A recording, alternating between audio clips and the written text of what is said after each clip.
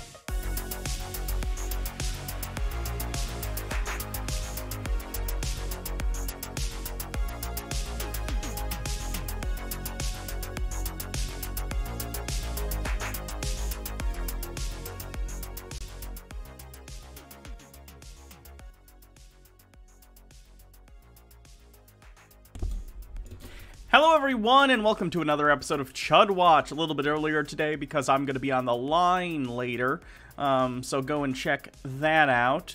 I'll provide a link when I can. So, hope you're all doing well. I know someone mentioned that one of my YouTube videos just got removed. I already appealed. The same thing happened to a clip from last night's stream. And once I appealed it, it got released almost immediately, so I have no idea why those were getting removed. Maybe because it was a Sovereign Citizen stream yesterday. It's possible some angry Sovereign Citizen just happened to be seeing the videos and seeing that I was talking negatively about Sovereign Citizens and flagged them. But the other one, once I appealed it, it got removed almost immediately. So hopefully the same will happen for the full stream that just got pulled. Anyway, Phoenix Vengeance, thank you for continuing your subscription with a 4-month streak. Yay, early stream, saved me from work boredom. Yeah, a little bit earlier today, so maybe we'll get some audience that we don't typically get. Which one? What got pulled yesterday was just a segment where I was talking about Sovereign Citizens. It was the one where I just got raided by Bad Bunny, and I was explaining what Sovereign Citizens were to people. I appealed that, it's reinstated, and now, just like in the last 30 minutes or so, the full stream from yesterday about Sovereign Citizens got pulled, and I just appealed that. So, you got a spicy one? What's this? You can take The virtue of being a victim, the psychology of pity. Oh no. I assume this is a chud for today. There's nothing funny I'll about keep it. It's an hour long though, so there's no chance I would go through that entire thing. But maybe we can take a quick look at it at some point. Cherry Tree Boy, I had awful day today at school. Make me feel better with some chuds, Hannah. I'll do my best. Yeah. It's an hour. No way we're doing the whole thing, but we might be able to take a look at a little bit of it or something. But what I do have pulled up for today are some of our standard classic contributors to Chud Watch. We have Sagon talking about, oh no, the language police are going to stop me from having epic gamer moments. We also have John Doyle, who actually went to a Black Lives Matter protest or something, and I assume he's going to be snarky. And he has a big megaphone that I think he thinks is funny because, haha, it's big, guys. I got a big old megaphone. You know what they say about big megaphones. The people with big megaphones live with their parents. Anyway, we also have Tate Speech, who has a video about having kids. I think that'll be interesting to hear what he has to say about that. Thank you, Flower Girl 13, for gifting a sub, and thank you, Death Lee, for continuing your sub. Nothing funny about the tools of capitalism. F. Doyle. Yeah, well. He certainly is smug. Let's put it that way. Has Jeremy made a Brie Larson video? You're concerned? Let's see. Let's see what we got under the quartering. Doomsday for Hollywood hits. Disney and others give up. I assume that's a video about how dates for movies get pushed off again because of COVID. Dude spanking dudes with a bit. I want to go to a protest, but my mom doesn't want me to go to one since she says it's dangerous. Not that I can even go to one. None in Florida. Oh, it would very much depend upon where you are. I doubt it's dangerous in the vast majority of places. Jeffrey Patron, thank you for hosting. Is there anything else Jeremy has recently? Disney panics after Mulan flops. Like, alright, Jeremy. I think it probably has more to do with the fact that they're parks and haven't been able to put out movies in theaters, but, you know. Do you? Oh, he has a video where he's defending Tim Pool, which is funny.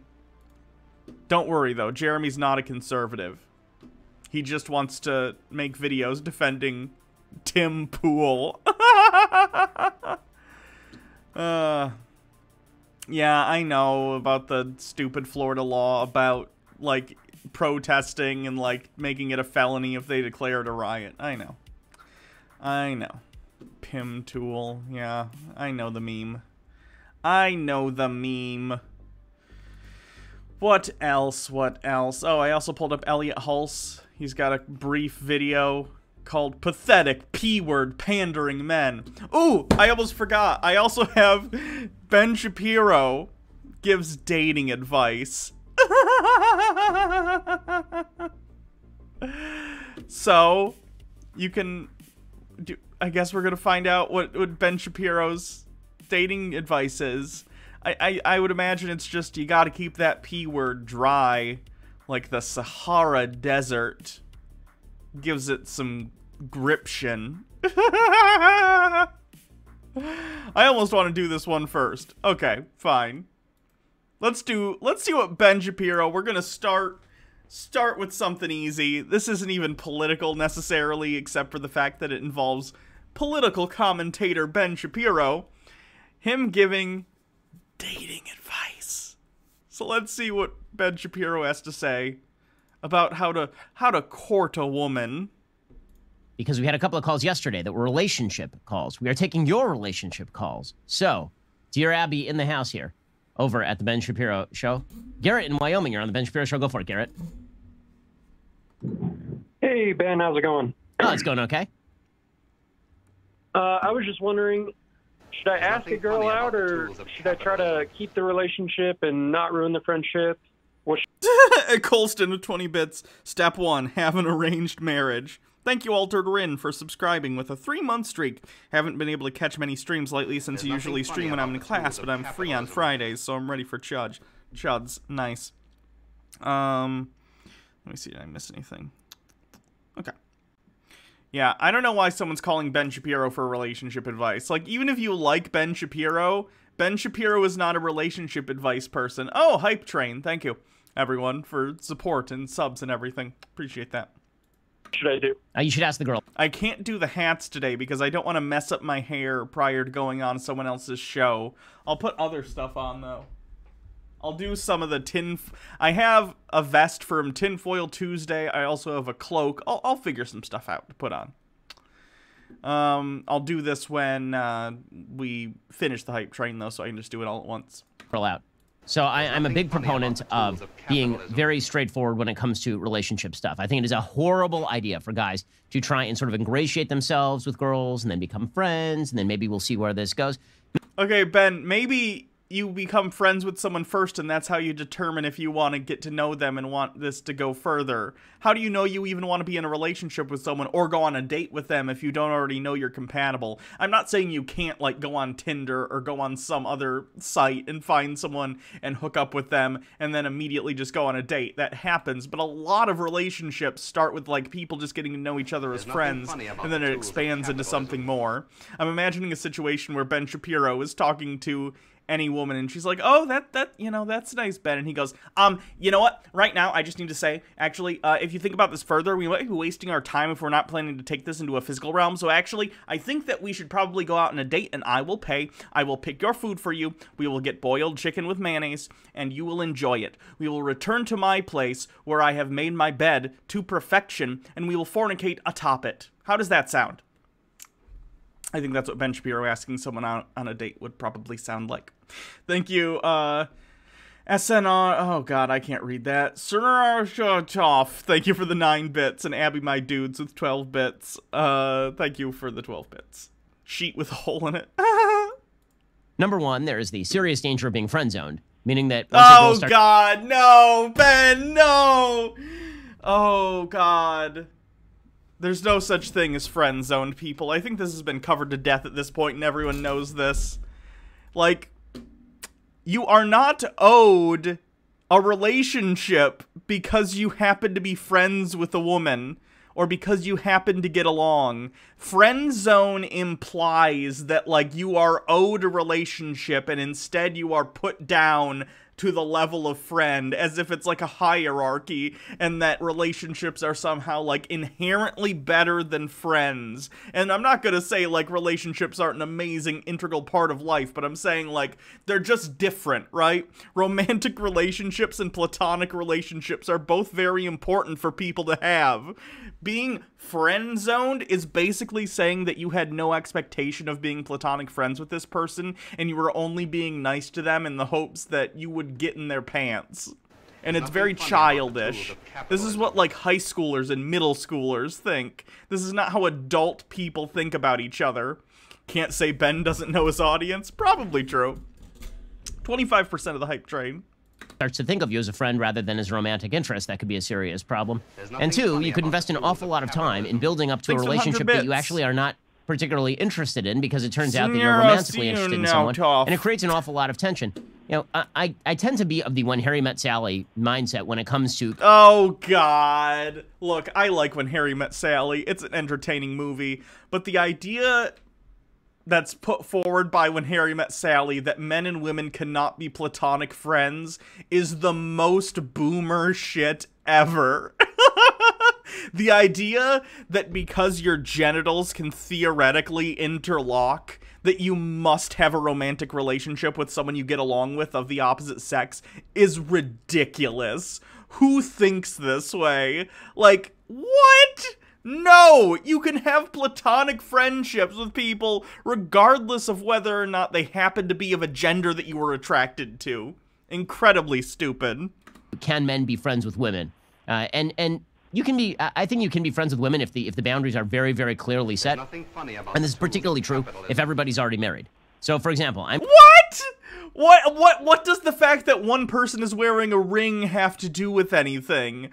There already are social boundaries that exist in society. Why do you literally need to be like, actually, just because I need to definitely make an opinion that, since we are of the opposite sex and we have a platonic friendship, since you are not married, I don't think we can be around each other, otherwise I might slip and fall into your wet P word.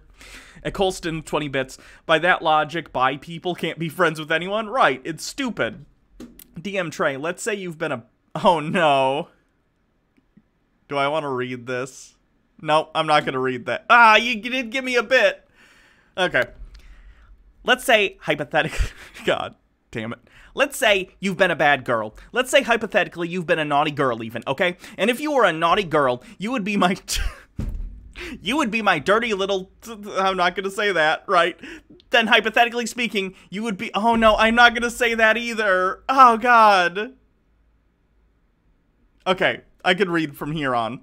Now, let's say that you're also a daddy's girl, and that we've established that you're both a bad girl and a daddy's girl, and that I believe you'd agree with me when I say you deserve a spanking. Am I not correct? Yeah, I can't read a lot of that for potential TOS. If not on Twitch, then on YouTube. I don't know. Anyway, we got one level of the hype train, so I'll put one thing on. Give me a sec.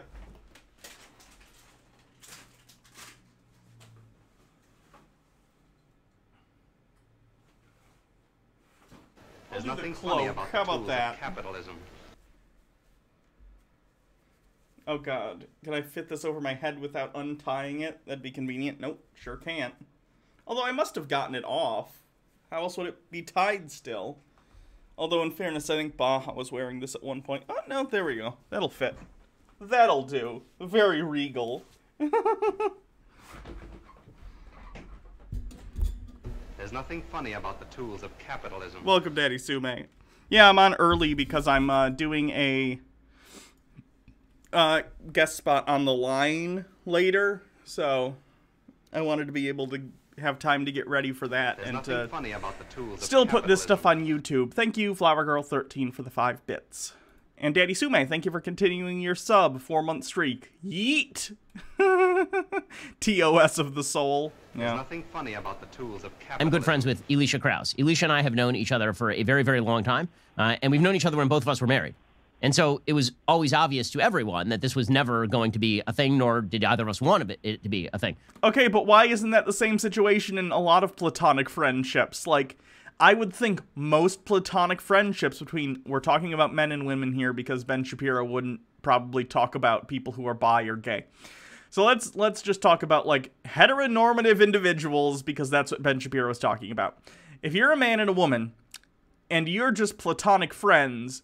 Why are you always concerned it's going to slip into more than that? Because if you're in that relationship in terms of platonic friendships, then you're already going to know the social boundaries. They already exist.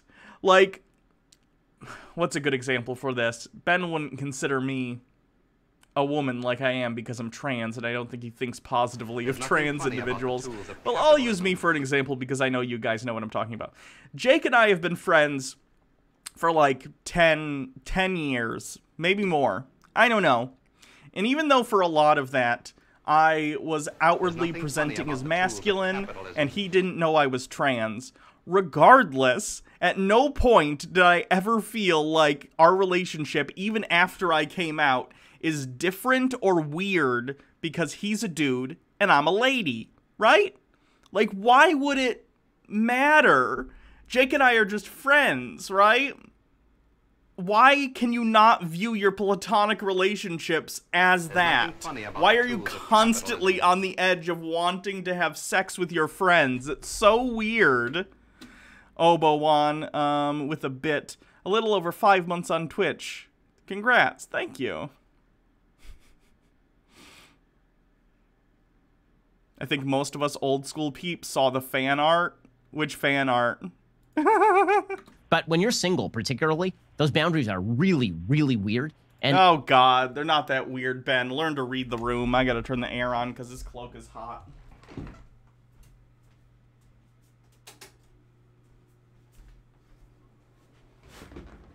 Ben, if you're actually friends with your friends and you know them and you understand, like, social cues, then you recognize where the lines are. If you're platonic friends, you're platonic friends. it gets weirder if you end up in a relationship and then you're still hanging out with a girl who is single, or if she's in a Why? Why is that weird? relationship and you're still hanging out with her and you're sort of a third wheel. So my typical feeling here is that you should be straightforward. I think the biggest mistake guys make is not being straightforward with girls when it comes to this sort of stuff. I think it's a huge mistake for men to sort of edge around and take their time. My strategy was always pretty straightforward. Again, I would, if I thought, Oh God, talking about this in terms of strategy is so icky to me. a girl, Like, can't you just be a human being and have interactions with people, and if a relationship develops, good? Why does it need to be a strategy like you're using the dentist system from It's Always Sunny? was attractive and I was interested in her, I would walk up to her and I would ask her out to coffee, and then we would see where it went from there. Because at least now the parameters are clear. I'm a big fan of clear parameters, Garrett. Thanks, Ben. I know this will help me out and a lot of other people. Well, I Congrats on the appreciate it, move. Garrett. So, yeah, have some courage, guys. What's the worst that happened? She says no. All right. Well, you know, your life ain't over. Elias in Florida, you're on the Ben Shapiro show. Go for it, Elias. Hey, how's it going, man? Oh, it's going, dude. All right, man. So I'm a big fan of your show. I've been watching you for a while, and I have some questions here. So, or just one question. So I know when you and your wife were dating, you guys set some parameters as to what your beliefs were and kind of like what your principles were. But sometimes you unexpectedly fall in love with someone in your friend group or maybe a coworker or a classmate. And so that happened to me. I was with a girl for 5 years. But if I had chosen her from the start, I would have known that, you know, me and her had different beliefs. So my question is... Oh, I missed a bit message. Hold on, I'll go back. Dude Spanking Dude says, when I told her about Breonna Taylor's murders, aka the cops got no sentence, she just told me not to get angry since I can't do anything about that and that it won't ever happen to us. The privilege. Oh, gross. That's really, really gross. When you have different beliefs... The idea that, like, don't worry about injustice, it won't happen to you, is so ridiculous. beliefs of someone who you really like and you fall in love with and they share the same thing, do you still pursue the relationship? What do you do? If you are pursuing the relationship, what happens? Me and her drifted apart because we had different beliefs in the end, and that kind of made us drive apart. So, Yeah. you know, is this something I could have done differently, or are these relationships just doomed from the start? So I think that habit is one of the worst things that can happen to a relationship. Habit happens to every relationship, by the way. This always happens. It happens within marriages. If you share values, that's fine, right? If you don't share values, then you can be stuck in a rut with somebody who you really have no future with. This is why when people tend to live together before they're married, the divorce rates are higher than if they actually just get married without living together. I think that probably has more to do with, and this is a correlation, not causation thing, but the kind of people who are going to stay in a bad marriage and not get divorced are the kind of religious people who would not live together in the first place. It's not that people who live together first are less likely to get married or more likely to divorce. It's more so that if you are religious to the extent that you are not going to get married or that you're not going to get divorced, even in an unhappy marriage, they're the same kind of people who are going to not move in together. That's a correlation, not causation thing. Because if you have marriage on the brain, rather than living together on the brain, then you actually look for the values from the outset. Now, Jonathan Haidt writes in his book, The Happiness Hypothesis, that the basic form that marriages and relationships tend to take is in the first couple of years, you have extremely high passionate love and very, very low companionate love. Companionate love meaning things that you share, values that you share, is sort of the love that builds up over time that is different from the I got to be with you every minute, I'm itching to be with you, which tends to very often manifest in physical ways. You see this in every marriage. It's not unusual. It is scientifically based. And what you have to realize is that after the first couple of years, that's going to wane. I mean, that is just a natural thing that happens. It tends to wane, and companionate love tends to replace it. Well, the problem is that if the basis for companionate love is not there, namely shared values, the willingness to build a life together, then things are going to fall apart. So what I've always said to people is, it's even more true for girls than it is for guys, actually, for women than it is for men, is that if you get into a relationship, the fear of being out of the relationship becomes more of a barrier to breaking up than the actual attractiveness of the relationship. Oh, God. Okay, Ben, why do you think that's more so the case for women than men? Everyone in every situation like this, when they're dating someone and they're afraid of being alone, has trepidation about ending the relationship. This is not a gendered thing. This is a human thing. Isn't it proven that Ben doesn't eat the box? I mean, I would be incredibly shocked if he did. People will stay in relationships for a long time because they're afraid of the alternative, as opposed to because they want to buy in. And so they'll stick around in a relationship they know is not working longer than is necessary because they don't have the courage to think, okay, what else is out there? With whom else could I form a deeper relationship? So if you fall in love, this is why I've always said, I said it on Joe Rogan's show, I maintain it, that if you are interested in a long-term relationship, you have to first make that switch in your head, and then you have to decide who fits the bill for that, as opposed to, quote-unquote, falling in love with somebody, and then you decide you want to be in a long-term relationship, where the check marks are just not the same. Quote-unquote, falling in love with someone, first you must make a checklist about whether or not you are compatible in the ways that matter, and to me, that is making sure that they follow the same ridiculous backwards beliefs as myself. Yes, Ben, sharing value systems matters. I agree. But saying it the way you're saying it makes you sound like a weird alien that's like, I do not understand these human emotions. I mean, it'd almost be like, okay, you start a business, and you're now looking for somebody to fill a particular role. That's a very different way of seeking an employee than you've been friends with a dude for a long time, and now you're starting a business, and you kind of like this person. Comparing being in a relationship with someone that might turn into a marriage, or at the very least a long-term commitment, to opening a business is the most Ben Shapiro thing I could ever imagine. Actually, this, human emotion that you call, love is very similar to opening a, business. No, Ben, it's not, though. It's not. Andrew Dickerson with a bit. I genuinely think Ben might be on the spectrum. Not an insult, just an observation. I'm not going to comment on that. I have no way of saying or judging that statement. As Compu, he can't understand seeing a femoid and not thinking of her as a whole to F. I don't even know if Ben does think that way, though, because have you seen his thing about the song Wet Ass P-Word? He calls it Wet Ass P-Word. And your friends, and so you hire them for the business.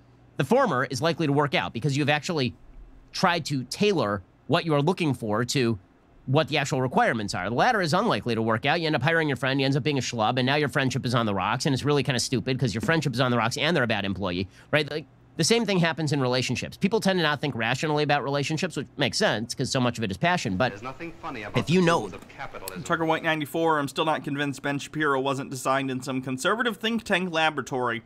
Everything this guy says is nothing but robotic talking points. Going in. Well, he comes from a very wealthy family. If you've seen his sister, Abby Shapiro, she also has a YouTube channel. She's very similar. What you are looking for and what you are looking to do with the relationship, you're much more like... I would call them WASPy, but they're Jewish, so they're not, because WASP stands for White Anglo-Saxon Protestant. They're definitely not Protestants, but they're like that.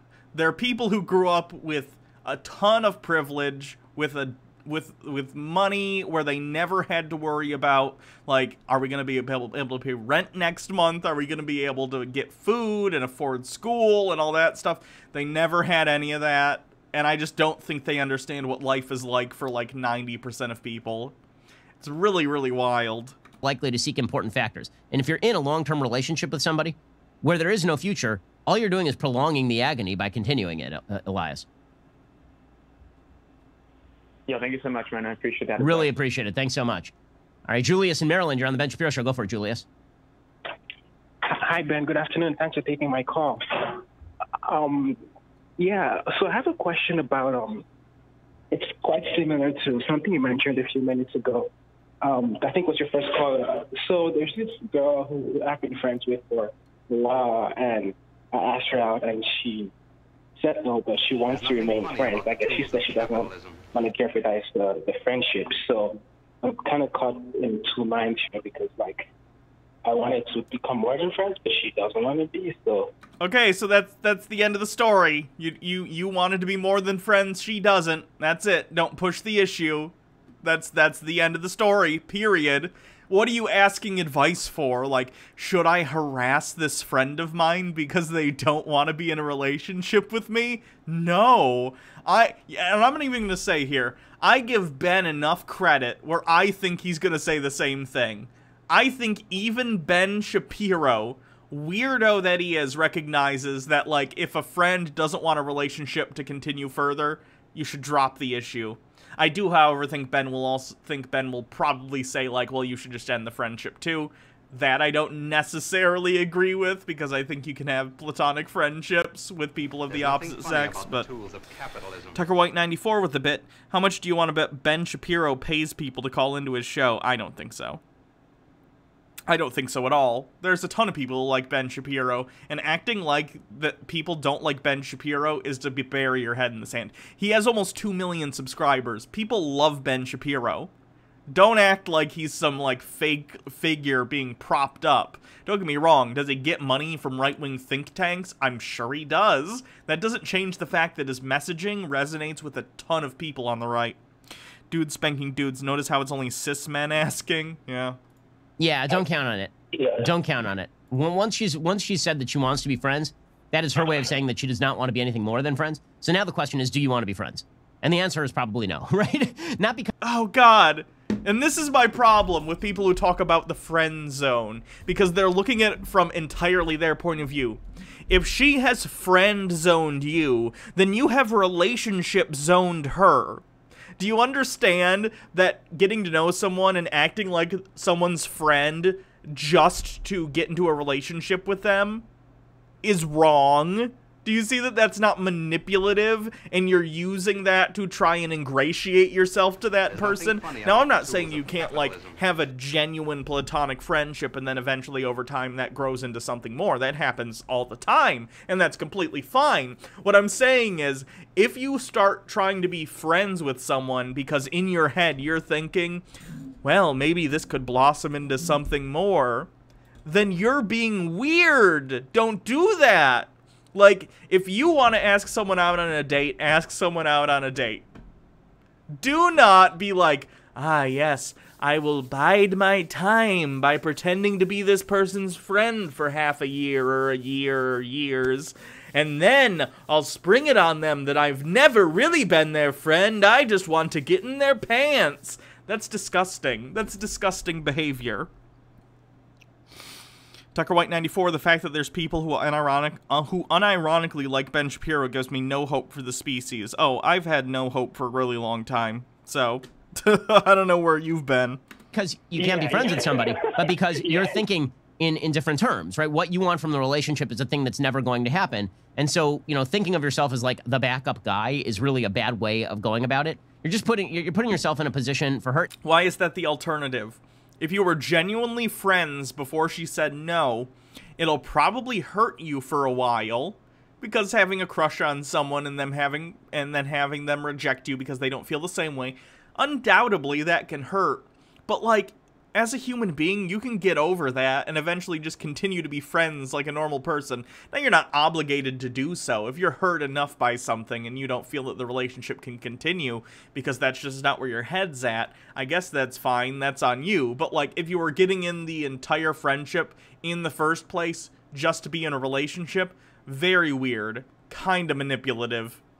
And also, it's awkward for her, right? Because she knows that every time you see her, you're probably thinking about wanting to be more than friends. And so what exactly is the upside for her? I've never been a fan of the, I don't want to go out with you, but I still want to be friends. Well, you know, I got a lot of friends, frankly. Like, and if I wanted to be friends, I wouldn't have asked you out. I don't ask out my friends, right? Like, that's typically not a thing I do. So, yeah, I think it's a mistake.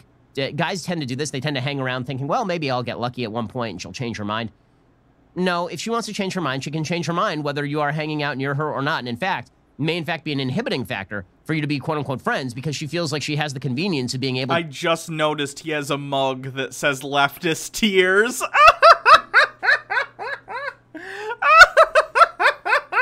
to call you and talk to you about all of her life problems without actually having to engage in a serious relationship. You guys see that? It says leftist tears. It's right down here on the bottom left. Yeah, that's exactly how I feel. I mean, you described the situation perfectly. I mean, make a lot of sense. Appreciate the call, Julius. Alrighty. Ezra, New Jersey, you're on the Ben Shapiro Show. Go for it, Ezra. Hi, Ben. How are you? Thank you so much for answering my call. You bet. Go for it. So my question is, should a man wait till he has the resources to properly get married, or should he date freely just to have fun? Oh, God. Why don't you do whatever makes you happy? How about that? You should never date to have fun.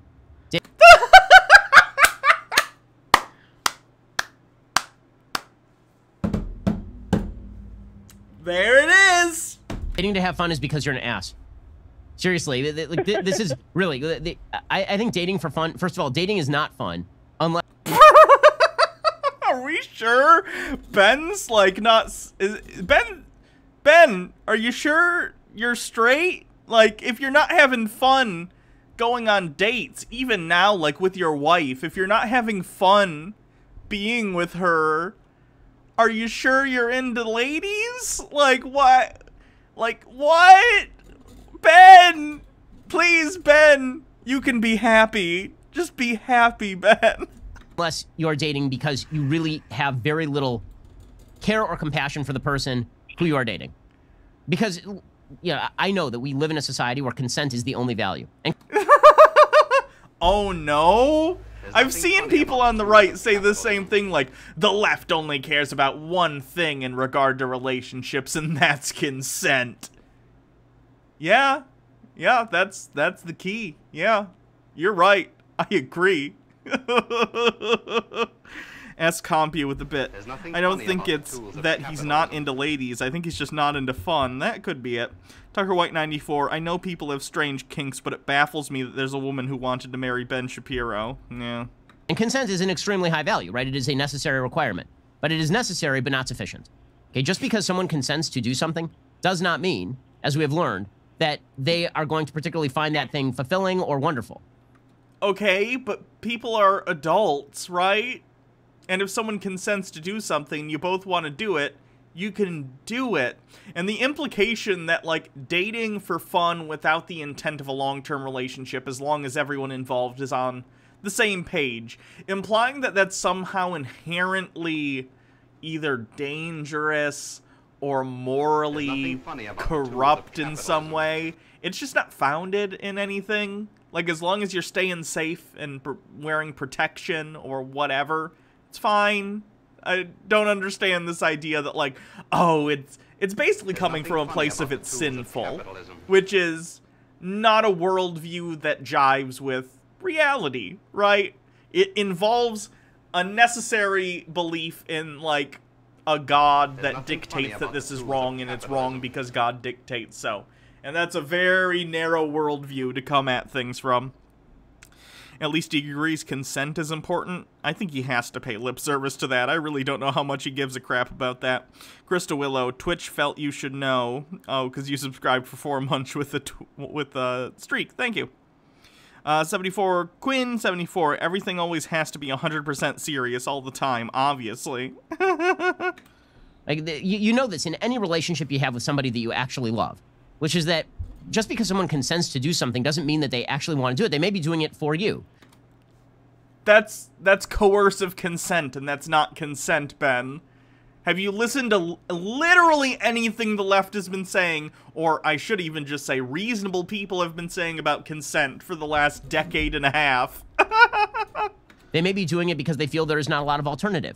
Now, in a business transaction, all you're looking... Why does he have to compare everything to a business?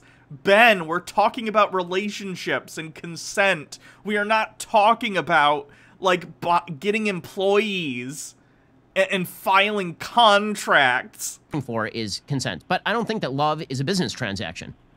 I think that love is supposed to be about something more than that. Relationships are supposed to be about something more than that. I know that men find it very convenient to boil down all sexual relationships into mere issues of consent, and now the feminist movement has bought into this as well.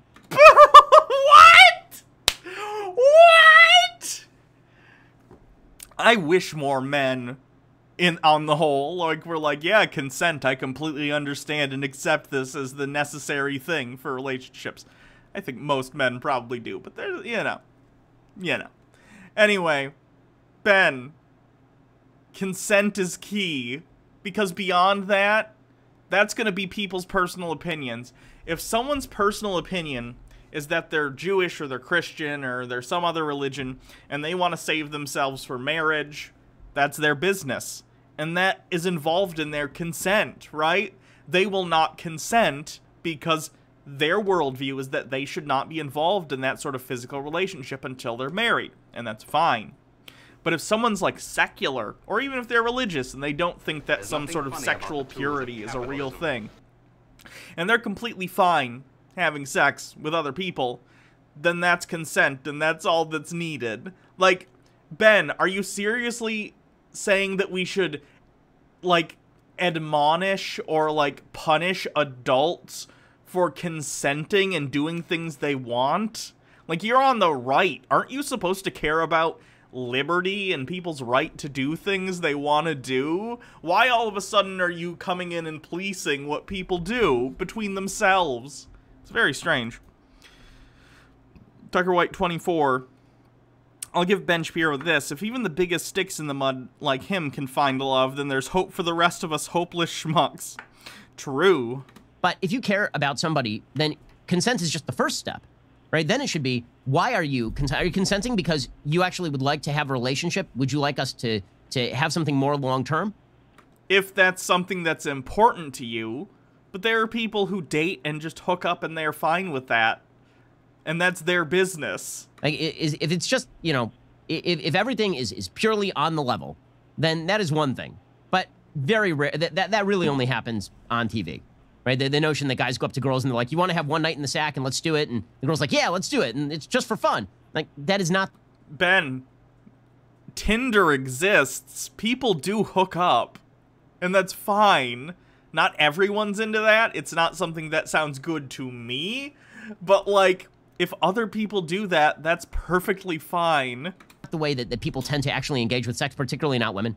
One of my favorite social science experiments ever done. There's this great social science experiment that was done at a college where they sent an attractive girl into a bar, and they asked her to basically walk up to 100 guys and say, do you want to spend the night?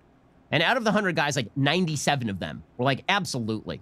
And then they sent an attractive guy into a bar to ask girls, would you like to spend the night? And out of 100 girls, 0 of them said yes.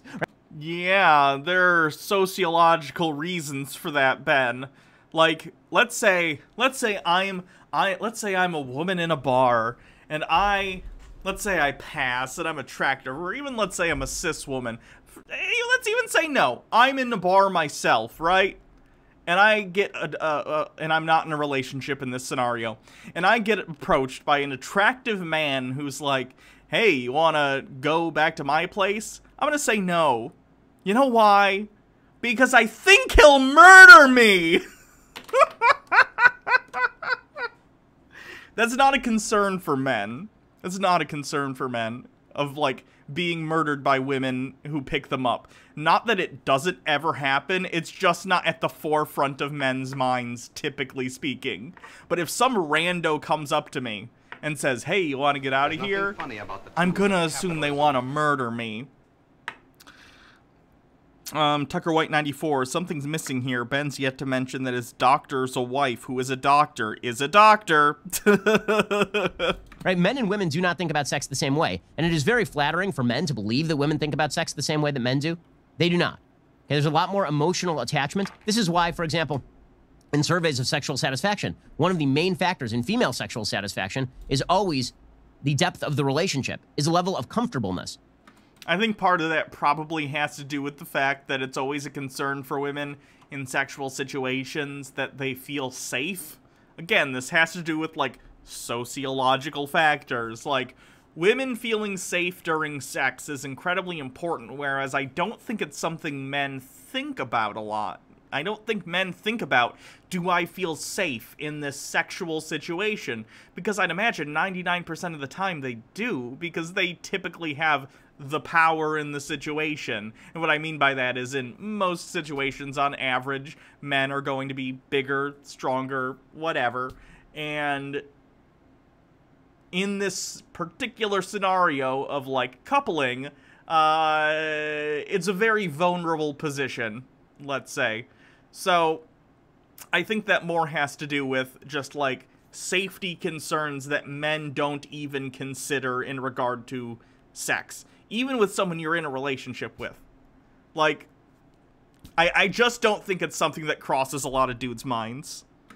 Right? Men, it doesn't tend to be really a factor, is the comfort level. But for women, it really matters an awful lot. And so if you are dating for quote-unquote fun, it's because you actually don't care enough about the person you're dating to make it about more than fun, Ezra. And I think that that's a shortcoming morally.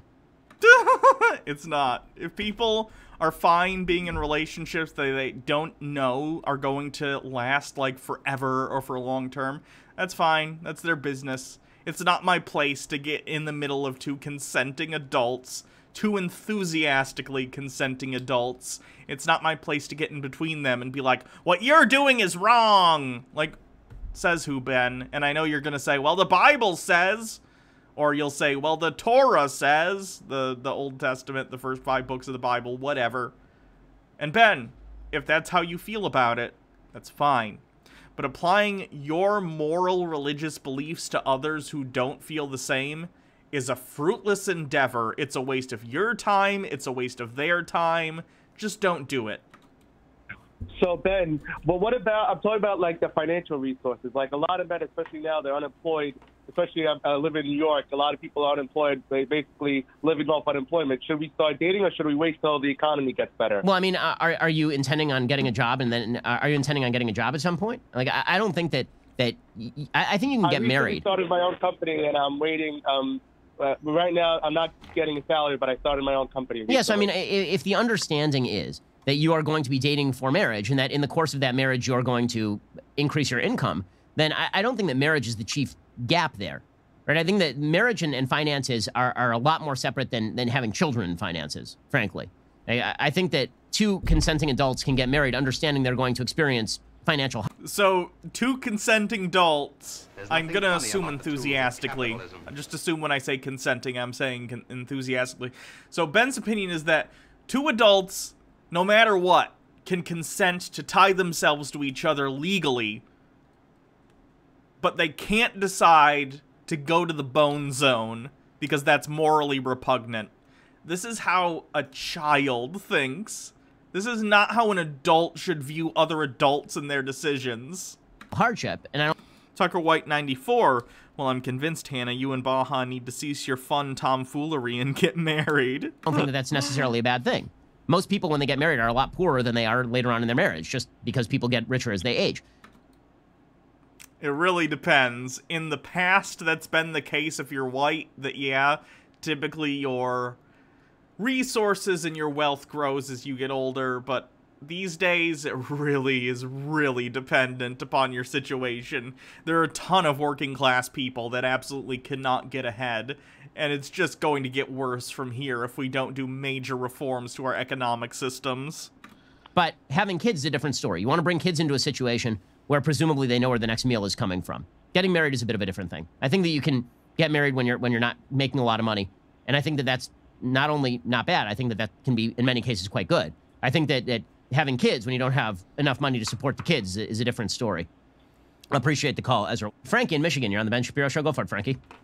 Hi, Ben. So I have a question for you. My boyfriend and I are both gay, and we've... Oh, God, we got a gay couple talking. Let's see how Ben handles this.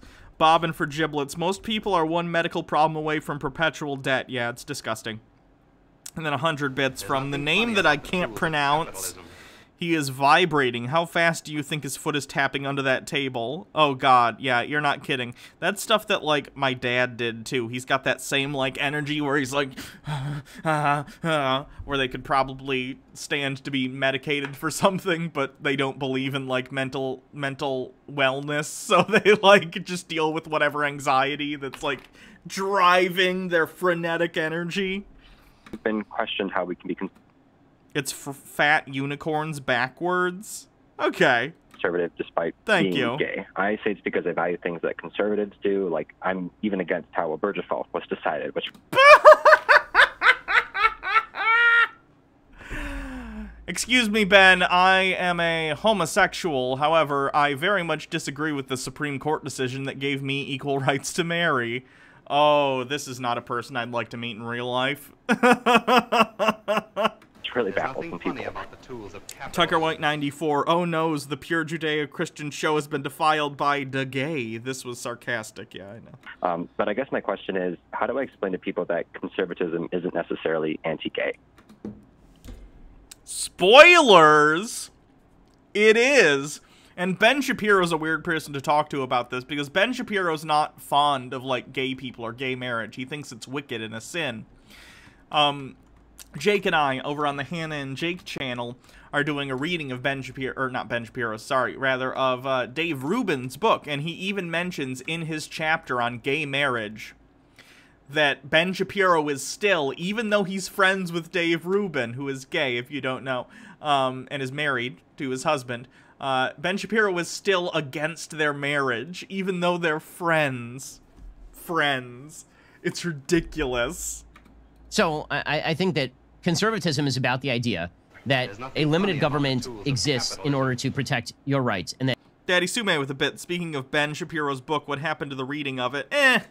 It wasn't that interesting, and it was an old one. I'm sure we'll do another Ben Shapiro book at some point. We as individuals have God-given rights. That doesn't mean there's not diversity inside the conservative coalition. It typically does, because again, when they talk about preserving the rights of the individual, usually what they mean is we're going to preserve the rights of companies to fuck over the individual. It has nothing to do with actually making sure that you have rights, whether you're gay or straight or trans or black or white, because historically speaking, that hasn't been the case. People on the right have fought against every single time the individual rights of certain people were being infringed upon by the government. Recently, Obergefell v. Hodges. Even more recently, there was the Supreme Court decision that talked about trans people and gay people not being able to be fired from their jobs. Before that, like the civil rights movement, which was opposed by people on the right. Like, again, if conservatives ever say to your face, oh, conservatism is about the rights of the individual, laugh at them, because they're lying. I don't know if they're lying to themselves or they're lying to you. I'm not saying they're being dishonest intentionally, but the fact that they even believe that line is hilarious. Conservatives have consistently throughout history done the opposite of protect people's rights. Even back to the Civil War, even though the political parties at the time were different, and the Democrats were the ones that were for preserving slavery because the Southern strategy hadn't happened yet, back then, Democrats were the conservatives, and Republicans were progressive for pushing for, again, preserving the Union and ending this institution of slavery. So, nowhere in history has conservatism been like, it's time to fight for the rights of the downtrodden. It just does. It's not. It's antithetical to conservatism. With regard to how people feel about the morality of homosexuality, it does mean that when you are talking about government policy and what government's role is in society, you can have broad agreement that a limited government is a good idea, and that really has nothing to do with sexual orientation. Frankly, I'm sort of bewildered by the notion that if you're in favor of a small government that intervenes less in people's lives and gives them more freedom, that somehow this cuts against the ability of any gay person to be conservative. And yet Republicans fought against gay marriage tooth and nail for decades. Weird how that works, Ben. Tucker White 94. No, Hannah, it wasn't the conservatives that hated black people. It was the Democrats, because the parties never switched. And Daddy Sume, I am the downtrodden. Me, a white middle class, mostly male. I am oppressed. I know plenty of gay conservatives, ranging from Dave Rubin to Guy Benson, and those are two of them, yeah. All they say about this is... That's not really a wide range, though, is it, Ben? Those are two gay conservatives, you know. Is that their priorities politically match up with the Republican Party.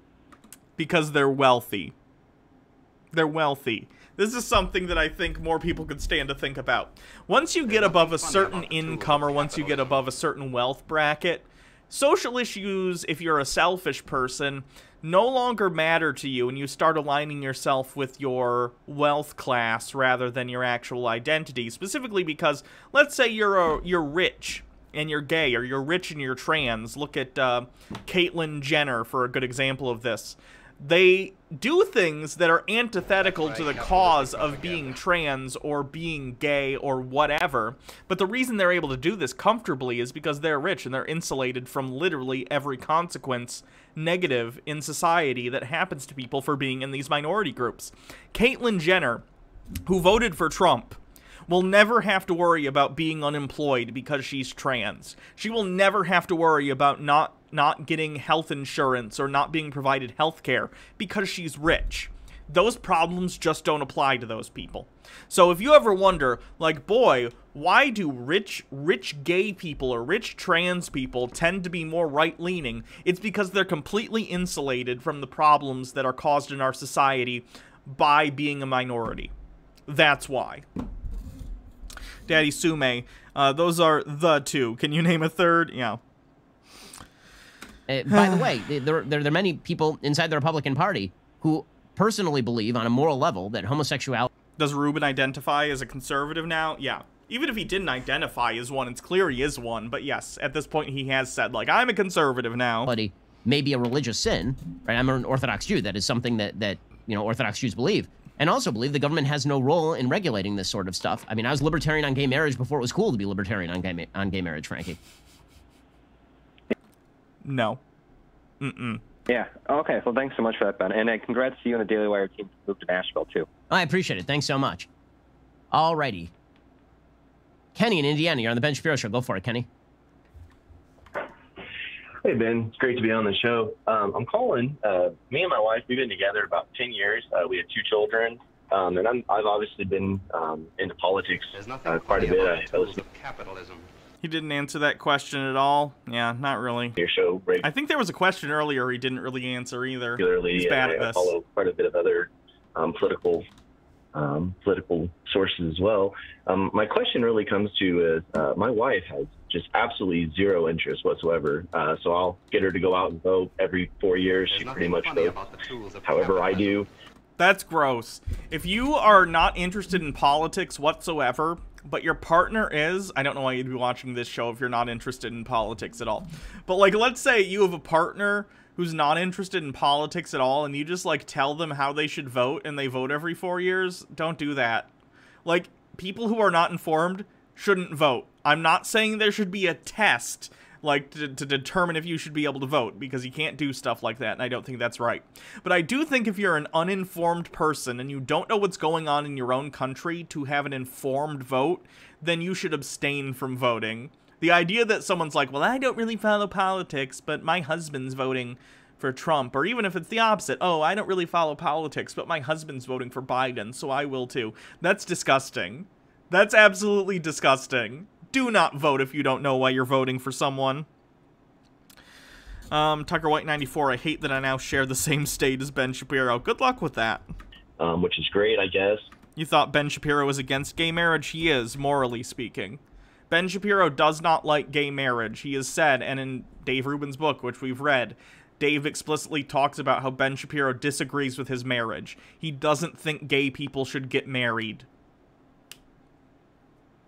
He's claiming he doesn't care that it's legal now, but I don't think that's the case. Because he morally disagrees. Because he's a conservative Jewish individual, and the Bible, the Old Testament included, does include things that are like, hey, don't be gay. A man shouldn't sleep with a man as one sleeps with a woman. It says that in the Old Testament, and the Old Testament is Jewish. So he follows that, and he thinks it's morally repugnant, basically. But his position, as far as I understand, is that he doesn't think government should be involved in marriage at all, which is silly, but that is his opinion. But he is morally opposed. Bobbin for giblets. We gotta vote for the guy that has hairy legs that turned blonde in the sun because Corn Pop was a bad dude. I have no idea what any of that means. I'm curious what your thoughts would be like. How would you go about, getting her more involved in it and something that she would, take an interest in? What would be some suggestions you may have for that? So, number one, if she's not interested in politics, I think you might want to count yourself fortunate, Kenny. Frankly, it doesn't sound like she is deeply invested in politics. That's okay. My wife is not deeply invested in politics. Like, she finds it interesting, and she finds it sort of interesting on a baseline values level, and she'll listen to my show when she's in the car or something. But, I think that building... Imagine being married to Ben Shapiro and not being interested in politics. That's wild. Does she even understand? Does she even understand who he is and what he does relative to the rest of the American politosphere? A life around a certain level of assumed shared values is fine. It doesn't mean you have to discuss politics all that often. This is what you have friends for. I have lots of friends I discuss politics with far more often than I discuss politics with my wife. I think the real danger comes when you have directly opposing political points of view, because usually that reflects underlying values gaps that make it difficult to build a life together. But frankly, find something else to talk about. I mean, like, I rarely talk politics with my wife. It's very rare, especially because we usually agree. So, Daddy Sume with a bit. Imagine being married to Ben Shapiro and not getting enough of him at home that you need to listen to his radio show in the car, too. There's lots of other things to talk about, like our kids, the life that we are building together. We talk about the Bible. We talk about entertainment options. We talk about lots of different stuff. That's interesting to me. Like, Ben Shapiro's Jewish. Like, why does he care about the New Testament of the Bible? Why wouldn't he want to just talk about, like, the Old Testament on its own? Very interesting. It tends to be pretty low on the list, though. Awesome. All right. Well, I appreciate it and enjoy Nashville. I'm sure you'll like it a lot better. Thanks, Kenny. The Daily Wire will definitely enjoy Nashville better than California for a whole variety of reasons. John in Arizona, you're on the Ben Shapiro Show. Go for it, John. Hey, John. Sorry, man. No worries. Go for it. I'm just a little nervous. I'm a huge fan, and I'm 16, and I was just wondering, I just don't see, I'm going to the University of Arizona soon, and I was just wondering, is it possible to marry somebody that isn't conservative, doesn't have conservative values, and because a lot of my friends... Ben's going to say no. He just answered this question basically with the previous person. He was saying, like, I don't think if you have differing values that you should be together. America, that's, the whole thing when you're young. I do wonder what's going to happen, because, well, there are certainly conservative women, which I always find wild, but hey, people have the right to do whatever they want and believe whatever they want.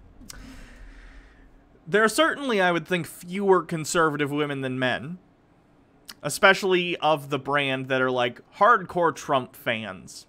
I imagine there are way more young men who are very invested in Donald Trump and his kind of politics than there are women. So what's going to happen as they continue to get older and can't find a partner who politically meshes with them? Because I can't see anyone who's a reasonable person just being like, well, we disagree and they're a Donald Trump supporter, but I guess I love them anyway. You know what I mean? Because being like a Donald Trump supporter, it's not just about the support for Donald Trump. There's a lot of underlying, really ridiculous, disgusting worldview stuff that has to go into supporting Donald Trump, right? And there's also just, like, an attitude issue. If you've ever seen, like, Trump supporters talk about anything, they got a really bad attitude, and they're, like, vicious, rude, all sorts of things. So I do wonder, like, what's going to happen to these people when they just can't find anyone because of their repugnant worldviews? They're called incels, Hannah. True? True. For a lot of kids, so I was just wondering how is it possible to date or marry somebody that doesn't have conservative values.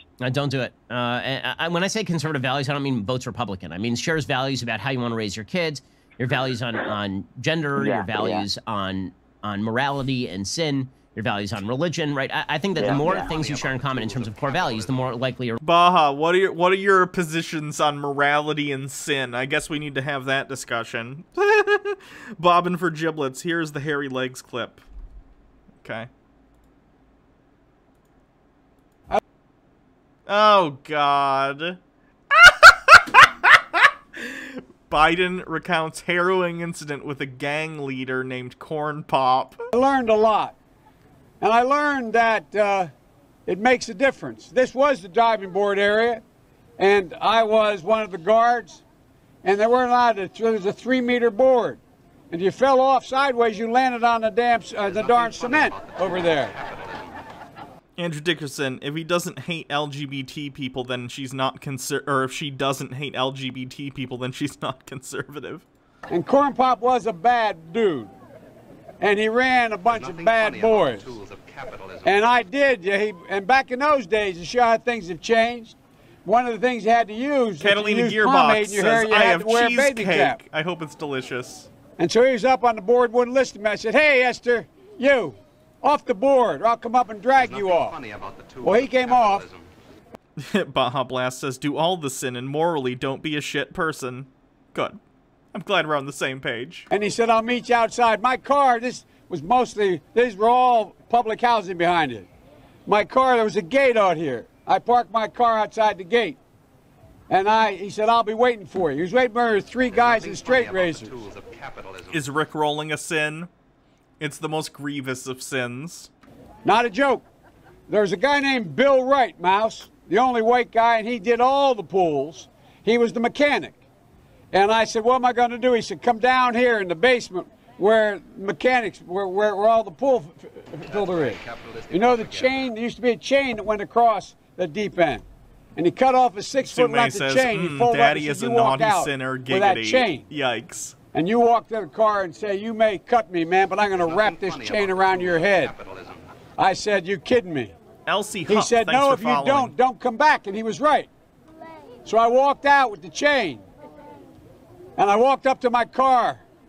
And they had, in those days, you used to remember the straight razor, you'd bang them on the curb, get them rusty. E. Clark says, so I tied an onion to my belt, which was the style at the time. Way back in 19-diggity-doo, we had to call it diggity because the Kaiser took our word for 20. Rusty, put them in the rain barrel, get them rusty. And I looked at him, but I was smart then. I said, first of all, I said, when I tell you get off the board, you get off the board, and I'll kick you out again, but I shouldn't have called you Esther Williams. I apologize for that. I apologize, but I didn't know that apology was going to work. He said, you apologize to me? I said, I apologize for that, not for throwing you out, but I apologize for what I said. He said, okay, close the straight razor, and my heart began to beat again. There's nothing funny about the tools of capitalism. Biden does ramble like an old man. He reminds me of my grandfather, like a lot, the one that's still alive, but he's better than Trump, so please vote for Joe Biden in November. I'll take all the stories about Corn Pop over insane ramblings about, like, not counting people's votes. That'd be great. Guys, can we all agree that weird rambly stories about a guy named Corn Pop are better than fascism? I think we should all agree to that, right? Okay.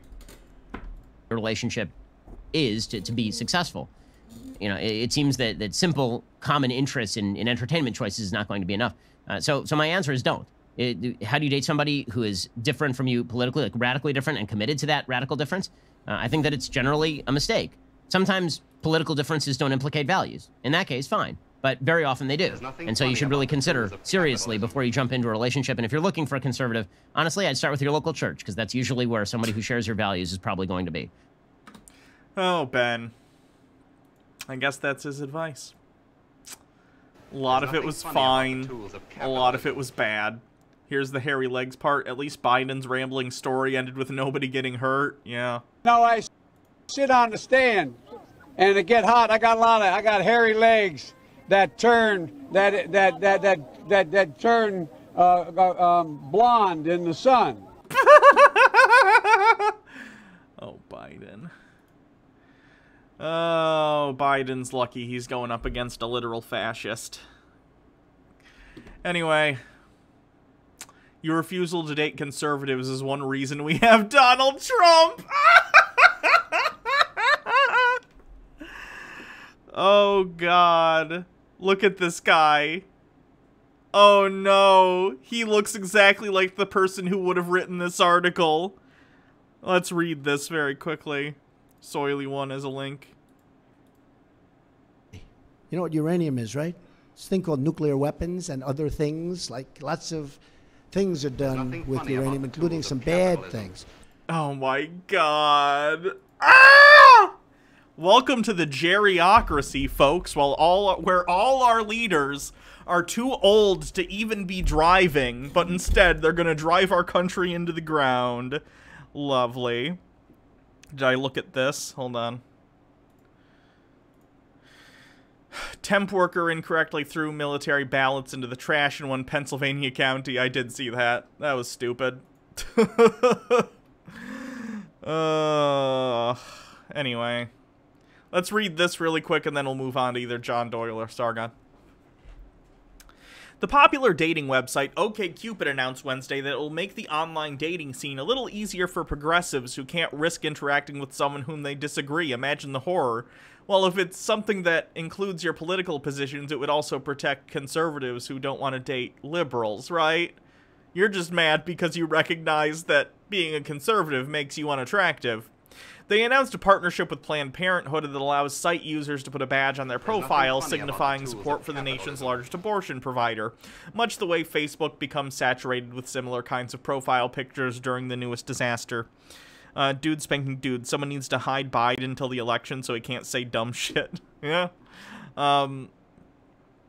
Yeah, dude, I don't know if you know this, but, like, there are a lot of women out there who wouldn't date someone who isn't pro-choice. That's a completely reasonable thing to put up. It's hard not to see this as a reaction to the rise of President Trump, as Planned Parenthood has long been a political football tossed back and forth between left and right. Although dating sites have never made such an overt venture into politics, but in our current bizarre world of politics, this represents a widening chasm between those who are most politically active, causing people to see an opposing world points as an all-out assault on their personhood. The irony is that the type of assortative mating OkCupid is engaging in is a factor that allowed for the rise of a candidate like Trump. Dude, people just don't want your weird anti-choice dick in them. Like, it's fine. Andrew Dickerson, yeah, but a conservative on OkCupid is probably just an incel, so they'll F anyone. Probably true. Assortative mating is when some partners starts a family with someone of a similar background. It can be based on innate characteristics such as race and ethnicity or socioeconomic backgrounds. People have always engaged in assortative mating in some kind or another, but as social scientist Charles Murray explains in his book Coming Apart, The State of White America, 1960 to 2010, there was a shift to a particular type of mating in the 60s which continues through the present day. As cognitive ability becomes the most valued aspect of human capital and the biggest predictive indicator of professional success, people began marrying others with similar intellect.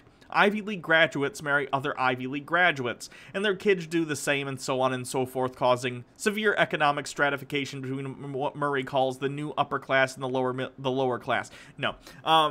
IQ and stuff are not hereditary. They're based mostly on education and resources. So the issue is that we fund schools through property taxes, so there are areas of lower income with lower house value, so the schools get less funding.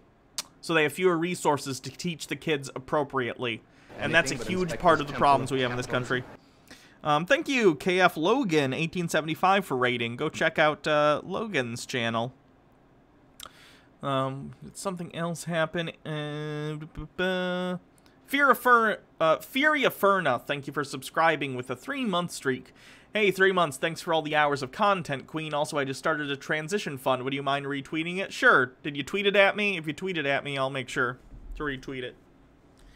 Because you guys helped me a ton when I was doing my transition fund. Doo-doo-doo-doo. There we go. I see it. Retweet. Hope you get the funding you need.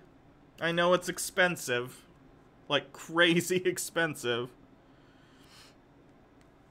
Anyway.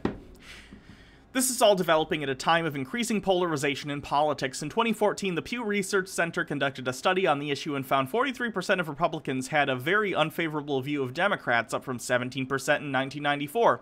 38% of Democrats shared the same feeling about Republicans. In 1994, it was 16%. Polarization is a result of emotional reactions that politics naturally bring out in people. The most politically active are the most extreme of each group. Right. The most likely to surround themselves with only the like-minded and the least likely to give an inch to an opposing viewpoint. Okay, but these things have become polarized, especially in the last 10 years or so, and the positions that are being taken politically are inherently morally informed decisions, right? So we have people, when we're discussing abortion, there are people who very much believe that abortion is murder. I disagree, and I think they're wrong. That doesn't change the fact that, to them, supporting abortion is tantamount to supporting murder. I think they're wrong, and I think they're being fed by a ridiculous Fox News machine of misinformation, but nonetheless, that is their position, and that's why they feel the way they do about Democrats, on top of all the other misinformation that's being fed to them about how Democrats are, like, seditious and all that sort of crazy stuff. D. Nikes, thank you for following. An archaeologist, thank you for following as well. And on the left, we have people who look at supporters of people like Donald Trump, who espouse largely racist, xenophobic, backwards worldview that glorifies violence and aggression, things like that. And they view people who support that as morally repugnant, right? The time where we can all mostly agree on stuff and then we're just agreeing or disagreeing on, like, I don't know, funding for certain programs, like in the 90s, like, oh, should we fund this thing? Should we do certain reforms or whatever? And by the way, we're talking in a sense that this is just white people talking, because, like, minority voices in politics up until after the 2000s, very, very small, and they were not on the national stage very much in terms of, like, talking about things like injustice in the criminal justice system. All these things that we talk about today are intrinsically linked to our moral systems, and the core of who we are as moral people. So it makes sense that as things have gotten more polarized and people have been entrenched in their moral views, people start to view the opposite side as repugnant in some way. Some noise happened. What was that? Oh, dude spanking dudes with a link. Cleanse. There's some waves. Wash away. Pretend that Trump isn't the president for 5 seconds. Alright, back to the stress. These groups also vote heavily in primaries, which pushes candidates further left and right. I wish. Please push the candidates further left. And represented by the ascendants of the Tea Party. They demanded ideological purity. Christine O'Donnell, 2010 victory in the Delaware Republican primary for Senate. Defeating a former governor and 9-term member of the U.S. House is a prime example of this phenomenon, as she went on to lose the general election. Funny about the tools of capitalism. It was meant to transition into a Rickroll. Well, I got you, didn't I? Yeah, I was explaining to my mother what a sovereign citizen is. She automatically assumed that it was immigrants coming in and saying they want to change the way the country worked, and when I pointed out it was entirely American-born citizens, she just got quiet. Oh, your mom sounds awful. Demagogues love tribalism. Assortive mating serves to intensify this polarization. It amplifies an already significant in-group... Oh, God, so many things are happening. Thank you for following. Rescue Citative Algorithms. Assortive mating serves to intensify this polarization. It amplifies an already significant in-group, out-group mentality. I'm gonna have to start making a rule soon that I don't do just every single bit thing, because there's so many it gets in the way of me actually doing the show. Daddy Sume, she's a Republican, but she is also pro-choice and rather supportive, so she has her good and bad points. Okay. Social and cultural issues create severe disagreements because they trigger the emotional part of the brain. That's right. The disagreements challenge a core part of group identity. This is exactly the type of schism that an arrogant demagogue like Trump exploits. I'm just saying, like, the streams are getting big enough that, like, I'm getting them, like, every 30 seconds, which is nice. I'm glad the streams have gotten big enough that this is an issue. It's just, it was always going to be a thing. Like, I gotta raise, like, the bare minimum for reading the bit messages. KR Goss, thank you for following.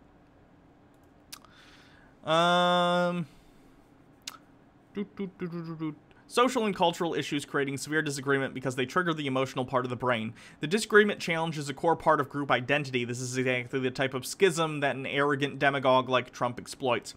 Trump was able to convince rural and working class people that he was the answer to their collective malaise, economic anxiety, which never Trumpers are so you can actually raise the lowest amount of bits that we'll actually send. Okay. Okay, I'll probably do that.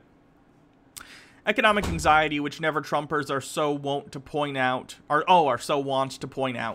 the reason for his success, is intimately tied to cultural issues because the anxiety is seen as a product of unfair cultural decline.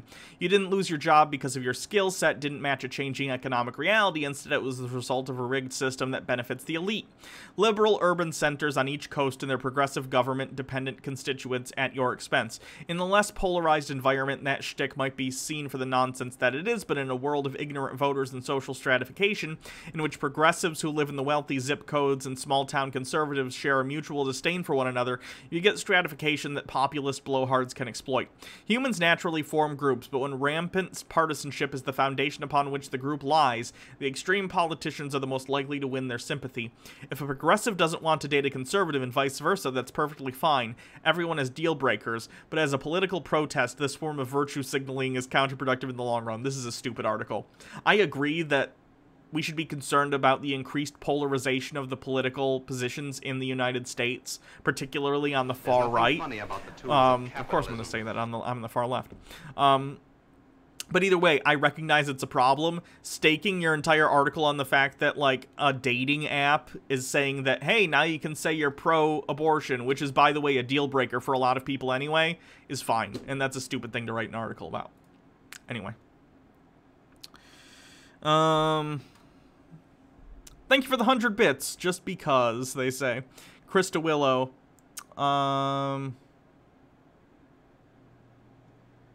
Fat unicorn backwards, that's what it is. Thank you. Krista Willow, 10 bits. My last 10 bits before you up the amount I can donate, and I'm stuck with them. Thanks. Jake has a minimum of 50. I don't know, I'm not quite that big. I might just up it to like 10 or 15 or something. Just because, like, 1 bit is 1 penny, and that's like... Oh, I accidentally got out from the thing. Predictably, this is going predictably well. 5 minutes in, wanted to get the community's perspective on dihydrogen monoxide as a use of a cleaning agent. Ban it, it's fine. Funny. Oh god, people are so stupid. I hate them. Okay. What do you think, Sagon or Doyle? Which comes first?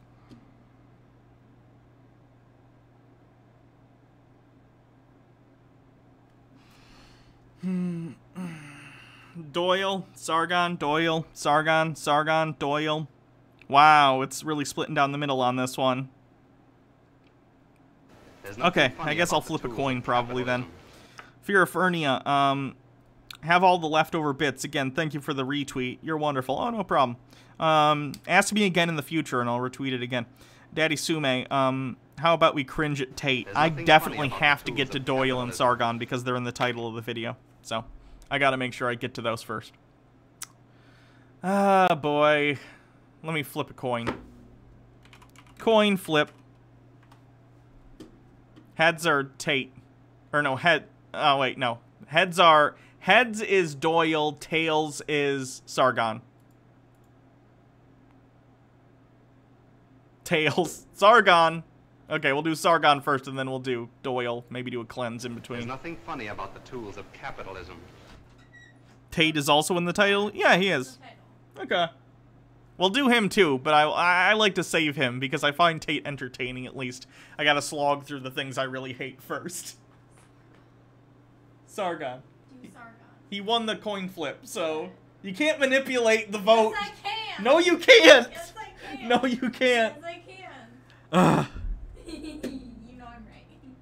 Anyway, here's Sargon. Well, you want to watch it? You better go watch it. I hate John Doyle so much. Oh, so I hate John Doyle too, but we gotta cover him. That's the point. The point is I don't want to cover him first. Mm-hmm. Okay, so here's Sargon in a video entitled Mind Your Language. He's going to be talking about critical race theory and how he thinks that policing language is really the real racism. We should stop using the language that the critical race theorists use, because the critical race theorists admit that the whole point of their theory is to effect change, presumably to bring about some kind of equality, which we'll discuss in a bit. Oh no, equality, the horror! But in the case of critical race theory, it is about race. And as you can see from the Smithsonian's National Museum of African American History and Culture, they have some thoughts about whiteness. And because they are racist, I mean, this is a race-focused thing. Sargon, pointing out racial dynamics in society and how people get treated systematically because of their race or their perceived race is not racist. This is literally just a new version of, actually, you calling me racist is the real racism. It's the worst deflection, and I can't believe he thinks anyone will take that seriously outside of the severe super right-wing group that he appeals to. Because they are race-focused, and that's the lens through which they wish to see the world, that's the lens they wish you to see the world through as well. It's literally people who are like critical race theorists and are like sociologists in that field. Yeah, they're gonna view things through that. Just like someone who, like, let's say someone's a sociological Marxist. They're gonna talk about issues through that lens. That's how any sociological viewpoint is going to view things through. If they have a specialty that they look into things from that sociological viewpoint, that's how they're going to see it and explain things, yes. And... and that is captured in their terminology. The very framing of the language that they're using and the way that they present their ideas is to make you agree implicitly with critical race theory. And they do. Are you just admitting that you found the things that they're saying persuasive? Because that's kind of what it sounds like. They do this on purpose. They know full well what they're doing. They're very intelligent people. Daddy Sume, it's why mentats are the best. They're the ultimate generalist. Mentats. I don't know what that is. They've written very thick books about the thing, and they are just explicit about their intentions. Sargon! They're like sociologists. Yeah. What do you think? Do you think that they're... I'm an undercover sociologist. I'm gonna try and talk about society's issues, but I'm gonna do it sneaky. Like, yeah, Sargon. That's their job. It's their job, Sargon. And because they obscure all of this in Fallout mentats, I got you. dense academic tomes, they know that the public don't read them. But I did, and it was boring. But it also was very illuminating, and so it's Sargon, I'd love to know the last book you read that you didn't think was boring. worth talking about their framing and the way they use these words. So the word that I think is most pernicious is the word whiteness. And this was exemplified by the Smithsonian a few months ago now when they... It's Dune. Fallout just references it. If you say so. Put out a series of infographics like this, talking about the aspects and assumptions of white culture and whiteness in the United States. This got a lot of people very hot under the collar, saying you can't say that thank you for following. Hard work and the nuclear family are white culture, because it makes it sound, as they say, deeply insulting to non-white people. But what we mean by that, really, is non-Europeans, but even then it becomes more finely granular. The Smithsonian did apologise for this, say, look, you know, hard work and rational thought isn't just white culture, but there is an aspect of truth to what they're saying if you are to replace the word white with something else that is also in fact, more accurate. Suddenly this actually begins to make sense, because these are not something to do with your race, nothing to do with your physical person. These are about the behaviors that we exhibit and the common culture that this creates and the set of values that this common culture is based on. So when they say white dominant culture or whiteness refers to the ways that white people and their traditions, attitudes and ways of life have been normalized over time and are now considered standard practices in the United States, and since white people still hold the most of the institutional power in America, we have all internalized some aspects of white culture, including people of color, you've got to ask yourself, what exactly are you trying to say? Because it's clearly not... It's very clear what they're trying to say, Sargon. They're trying to say that these certain aspects of white culture are so prevalent within society and they touch every single person regardless of their race, that it's been internalized by people regardless of the fact that they may or may not be white. It's not hard to understand, Sargon. They were very clear if you're just quoting them verbatim. Not really about race, is it? I mean, if it was about race, why would it have all of these social prescriptions? Rugged individualism. The individual is the primary unit. Self-reliance, independence, and autonomy are highly valued and rewarded. Individuals assume to be in control of their environment. You get what you deserve. Family structure. The nuclear family. Right, Sargon. They're saying that within white culture, if we want to talk about people by how they are socialized due to their race in society, people who are white often have the notion that if something bad happens to you, then it's probably because you did something wrong. You got fired from your job? Oh, what did you do wrong? You got, I don't know, you didn't get hired for a job. Oh, you must not have been qualified. Oh, you got a medical expense that you weren't expecting? Oh, you probably, I don't know, shouldn't have been doing whatever thing you were doing, or you should have saved up more. This is something that is different for people of minority races. Like, if you're black in the United States, for instance, if you're being fired from a job or not being hired for a job, then you probably understand the reality that there are a myriad of factors outside of your control that are going to affect that, right? Because you're more affected by these extrinsic factors in society. You're already at a disadvantage due to a myriad of socioeconomic factors, on top of which you also have people who are explicitly racist, and you have to deal with these extrinsic factors so often that you recognize that there's a ton of things outside of the control of yourself that are causing a number of adverse things to happen to you and the people around you. White people are somewhat more insulated from that.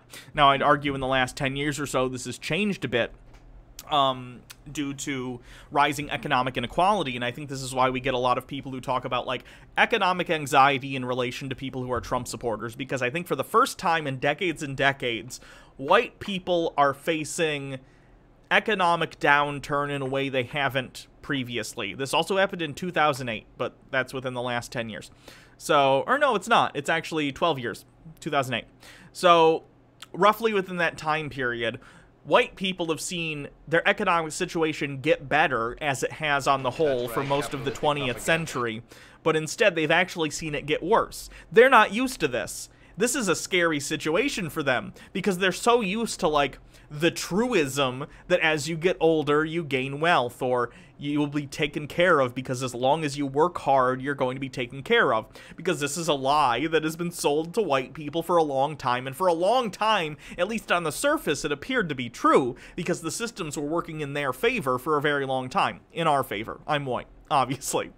However, with rising income inequality in a system that is continually working against the working class in general, they're finding that those previous truisms that mostly worked out are not doing so, and that's causing them to lash out and try and find reasons in all sorts of different ways. Instead of just admitting to themselves, hey, maybe there are things outside of my control that actually just hurt people, and it's not about working hard, it's about making a system that works for all of us. Instead of admitting that these, like, truisms that they were raised on are faulty and outdated, instead of doing that, they start to look for other people to blame. They start to say, oh, it's an immigrant, oh, it's black people who are trying to, you know, they're going out and doing protests because they're not being, you know, treated fairly or whatever, and all of these people just start freaking out, and then they find someone like Trump who claims that he's gonna, like, fix everything for them, and they're like, whoa, that's the solution to the goal. That's what's being talked about.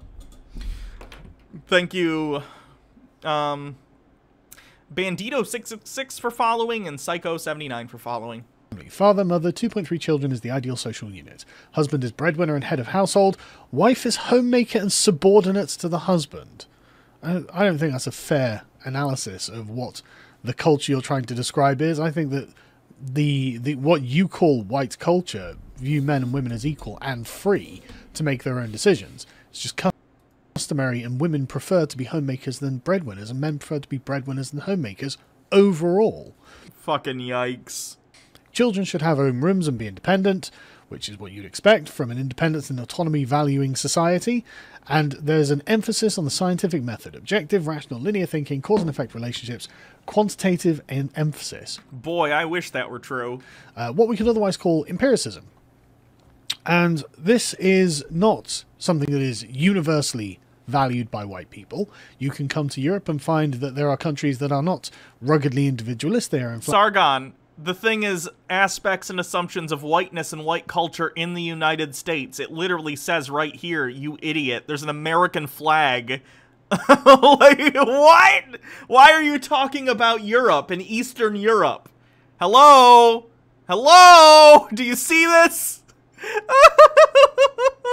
Like highly collectivist and the sort of countries that create socialism. In fact, you can find that self-reliance is not something that is highly prized. Independence and autonomy are not highly valued. The individuals are not assumed to be in control of their own. Sargon, it literally says in the United States right there. It's right here. There's an American flag over it. I literally cannot be more, like, you literally could not miss the point harder than this. The only way this could be funnier is if the whole thing were styled as an American flag all the way down the page and he still didn't notice. Environment. You can find countries where the wife, the children are not supposed to have their own rooms and are not really independent of the family structure. Like the Italian Mediterranean cultures are in fact very tight and familial. The children are not considered to be in... Sargon, is this talking about Italy or is this talking about white culture in the United States? Dependent or should be independent of the family. And there are definitely cultures around the world that don't think of or value objective, rational, linear thinking or cause and effect relationships. I mean, you can find the old example of science being racist because it can't explain how the shaman calls the lightning in this South African university. And a chap at the back is saying this is not true. This lady who's presenting the argument is laughing at him for thinking that the shaman doesn't call the lightning, and is the humor is because science is so racist and backwards that they just can't figure it out. He's really stretching here. Dude, it's about the United States. Why are you picking out videos from South Africa? This is not white culture in South Africa, and nowhere in this document are they calling science racist. What are you talking about? And this is rambly even by Sargon standards. That's not just white culture. That's not just white people. Again, there was two black people making the contention in that old video. But if we replace the word whiteness with something that is more accurate, because you couldn't replace this with Portugueseness.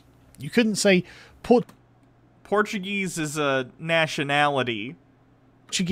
Portugueseness is rugged individualism, or the family structure where the children should be independent, or things like this. You couldn't really replace it with Russian, Russianness.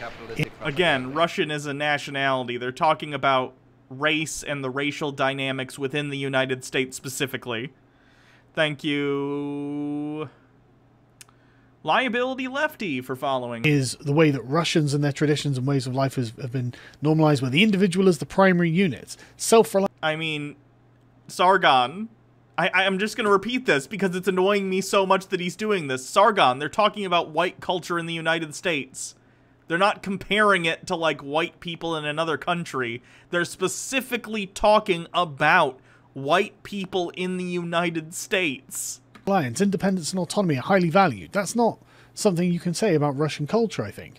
However, if you would say, instead of whiteness, Englishness, suddenly you have a much more accurate statement. Because what this is a description of is... It says white culture in the United States, Sargon. And if you're going to say, well, this just sounds like American culture, then congrats, Sargon, you get the point. The point is that American society and its culture have largely been shaped by white people. That's the entire point. Are you going to spend 10 minutes of this 17-minute video literally not realizing that you're agreeing with what the infographic says? English individualistic, meritocratic, Protestant work ethic having empirical culture. This is just the Enlightenment culture of England that had come to the 13 colonies that were founded by the English, and out of which the ideological revolution of the United States arose. And again, those people continued to propagate into the United States and became the large racial group within the United States, and they're white. That's what they're saying, Sargon. They're saying that the culture in the United States has been propagated mostly by white individuals who have said things like this or stand by these moral truisms. You're agreeing with what the thing says! Which is just an example of English republicanism. I think it's the only example of English republicanism, really, that we have. But it's all very, very English. I mean, it's English speaking, it has common law. The revolutionaries themselves were drawing upon English traditions of liberty and constitutional monarchies. So the idea. I mean, I think the founding fathers would have a little bit of a, and for the record, I don't give a shit what the founding fathers think, but like, there are a lot of things they intentionally did to be against what the English were doing at the time in terms of like even having a constitutional monarchy. They kind of took out the monarchy part, but whatever. That you can just ascribe this all to white people. Again, they're talking about white people in the United States, Sargon, which are the people that you're already talking about, who then propagated and then later partook in the institution of slavery by taking people from Africa, bringing them here, who then had a different cultural basis than white people. Nonetheless, they still resided in the same country. But, like, that's why you have differences between, like, white culture in the United States, which has its traditions from, again, what you said, people coming over from England and other places in Europe and forming the 13 colonies and eventually creating the United States and the Constitution and all that stuff. That's one cultural lineage. And then you have people who are brought over in bondage, in slavery, who have sort of their own internal racial culture because there's been so much segregation between the groups, historically speaking. And even today, I mean, we still deal with the fact that, like, for so long, even after slavery and after Jim Crow, there were still issues where, like, people didn't have the generational wealth, so you wind up with situations where not only due to wealth issues, but due to systematic racial issues of like redlining in the past and stuff like that, you have groups where, you know, you have areas that are primarily minority. Even though black people are a minority in the United States as a whole, there are communities that are primarily black, right? So we still have this like stratification in culture in the United States between what would be considered white people and people who would be considered black people, because historically they've been very separate. That's what they're talking about, Sargon. You're basically agreeing with what the thing said, but you're so ready to be mad that you're like circularly talking about it and not realizing you're agreeing. You're like, white culture in the United States is just the result of people coming from England and Enlightenment ideals. Like, yeah. Yep. And it's separate from the cultures of non-white people in the United States because historically they've been separate. Congrats.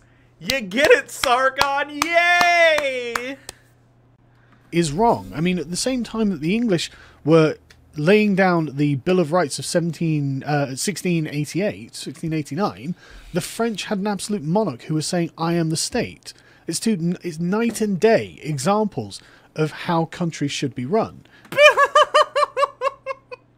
Just shitting on France for reasons. And how society should be run. And so you can't just expand this to being white people. It's deeply inaccurate.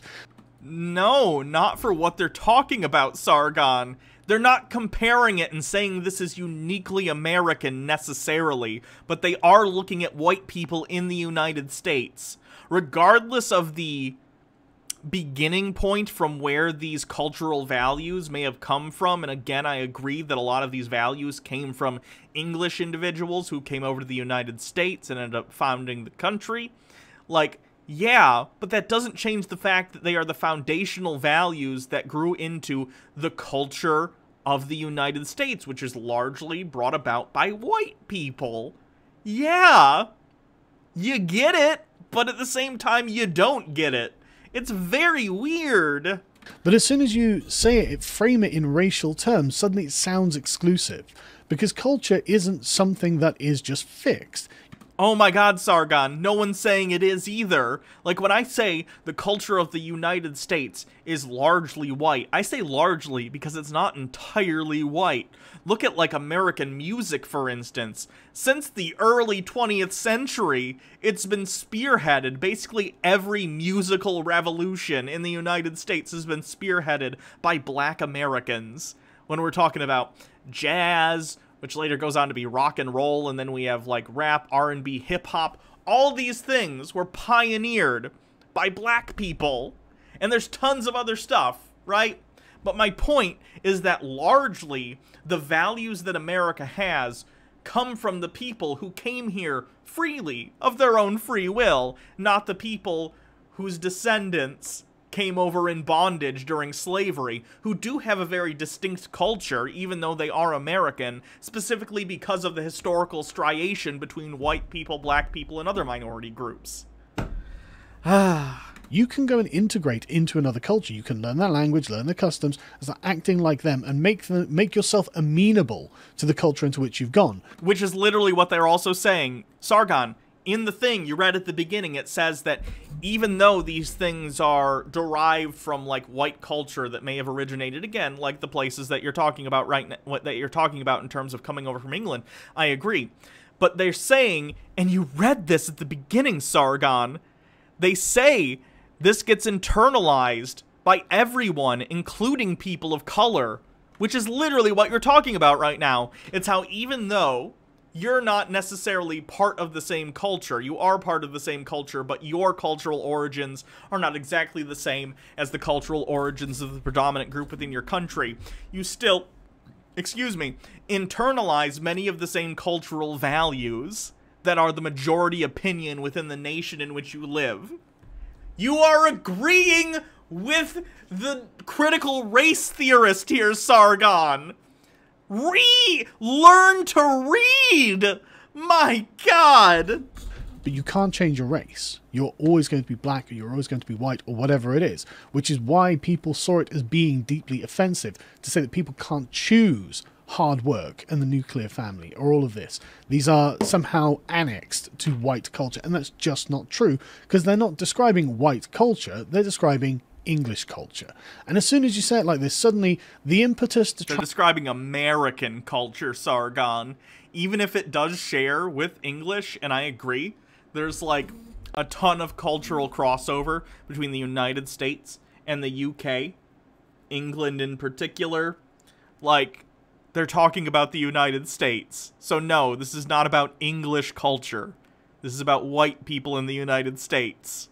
Try and attack the culture goes away. You'll notice it's not about racial supremacy, and it's actually completely sensible. For in the way that they describe some of the, this is Robin DiAngelo's White Fragility speaking here, but it's very interesting how if you change the words, it suddenly doesn't make any sense to even complain about these things. This white dominant culture also operates as a social mechanism that grants advantages to white people since they can navigate society both by feeling normal and being viewed as normal. How about this English dominant culture also operates as a social mechanism that grants advantages to English people since they can navigate society both by feeling normal and being viewed as normal? Yes, I imagine English people in an English society would be viewed as normal, and if you think about it, how could... But Sagon, this is not about nationality, this is about race, because in the United States we have a pretty interesting and almost, I'm not going to say unique, but we have a situation where you have two cultures growing alongside each other that were separated for so long legally and even for longer up into today socially. Do you understand that, Sagon? Because white people, being the predominant group in the United States who also had their freedom, were able to basically facilitate and grow the culture of the country, and meanwhile you had people who were in bondage and were part of their own communities, creating their own culture, creating their own unique cultural identity, and even after slavery, again, due to segregation and a variety of other socioeconomic factors, these communities continue to grow, but were separated, which is why they're talking about the difference between the primary white culture of the United States as it differentiates from typical black culture in the United States. We're not talking about, like, England, Sagon. If you want to talk about England, go talk about England. That's fine, but that's not what we're talking about. Would you make it so that they're viewed it's not normal, and or that people from other cultures would be viewed as normal? It is more than two. I recognize that. I'm using the two largest racial groups as an example, white and black. But of course, there are Asian immigrants with their own communities and all sorts of stuff. But I'm just using those two as an example. As an English person in an English culture. I mean, I couldn't go to Uganda and be like, oh God, this is... I mean, well, I could go to Uganda and complain that Uganda appears to be normal for Ugandans. They can navigate society and feel normal and be viewed as normal in Uganda. And I, as a non-Ugandan, would have difficulties navigating in a society. Right. Now imagine that you grew up in Uganda, but you live in a society that's separated but also lies within Ugandan society. A separate group who has majority English neighborhoods who have a culture that's very similar to England. Now understand that then you have to go outside of those communities to navigate Uganda at large, whose culture is different than your own. And then you have a situation similar to African American people here in the States. That's what we're talking about, Sagon. The fact that due to, again, laws and social factors, there are separations between what we consider white culture and black culture in the United States. I'm sure over time these things will smooth over as, you know, the longer we get away from, like, slavery and Jim Crow and after the civil rights movement, and hopefully we continue to make inroads in terms of, like, changing policing policies and helping poor communities, especially, like, schools, trying to stop funding schools through property taxes so it disadvantages poor communities. Like, these things, over time, will probably smooth over, and that would be great. But we're in a situation right now, Sagon, where it isn't the case, and there are still people who live in communities whose identity and culture is very different from American culture at large. MMO addicted. Oh God, I had a mental health day anyway, and now I jump in and it's just an FWAD. Nope. Sorry, Hannah. Nice cloak, but I need to jump out until Sagon ends. I understand. Of whom the customs I'm not familiar. I mean, it's just... You can't have it any other way. Like, how would you do it? So that you were trying to make it difficult for English people to navigate English society, or as difficult as a foreigner who has come into the society.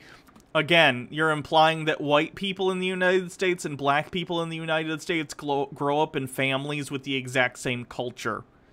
And they don't. Again, it doesn't make sense as soon as you start framing it in terms of ethnic culture, rather than the lowercase w white culture. Like, it's not a racial culture. It's an ethnic culture. No, the United States definitely has racial culture. How can you say that with a straight face, Sagon?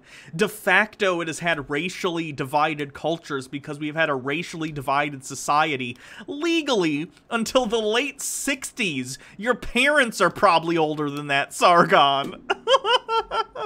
My parents are older than that by like a couple of years. And actually, no, it's the opposite. My parents, at least one of them, was like 2 years old when the civil rights movement was passed. Like, what? Like, first school integration students today Do-do-do-do. Do-do-do.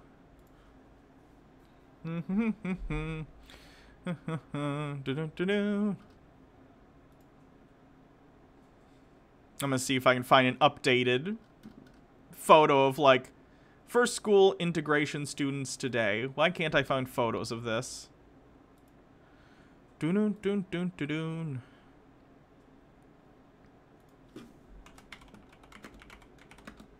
I'm not sure if the people from Little Rock are still alive, but let's see.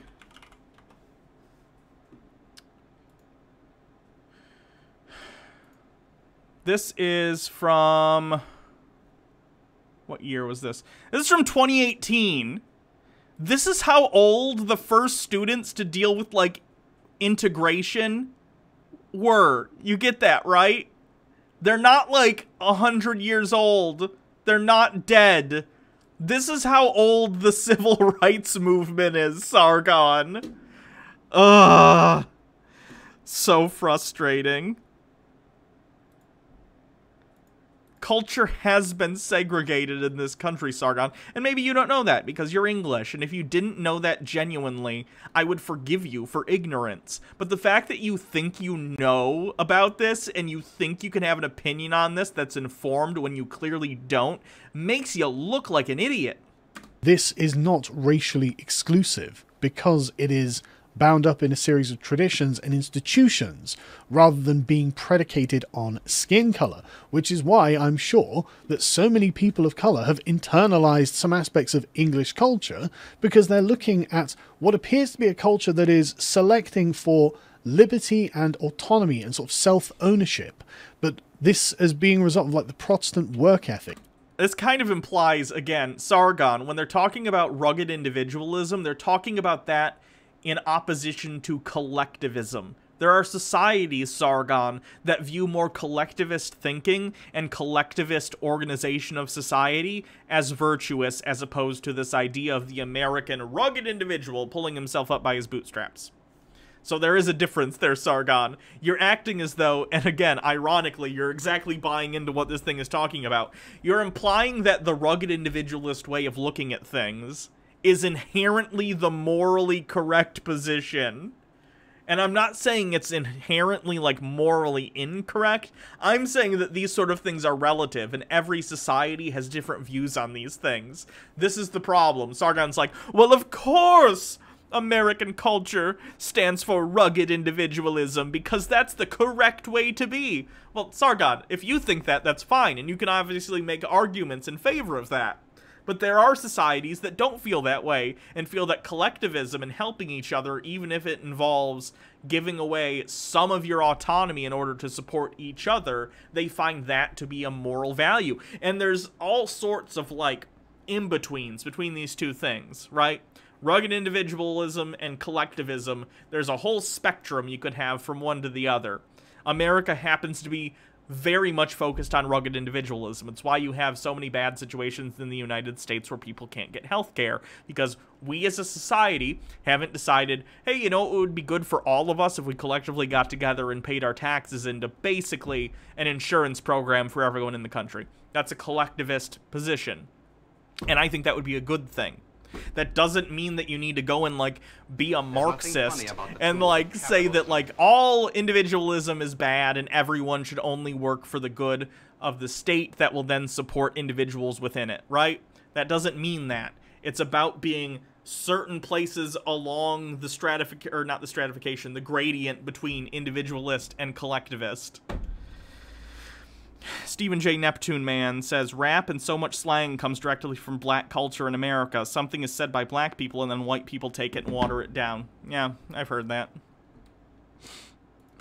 For productivity and prosperity, and it seems to actively select for that. And you can read about this in books such as Why Nations Fail is a great example of the, they call it the inclusive model of English colonization compared to the extractive model of Spanish colonization, which is why the Spanish-speaking countries of the world, frankly, have got such problems. And the oh my God.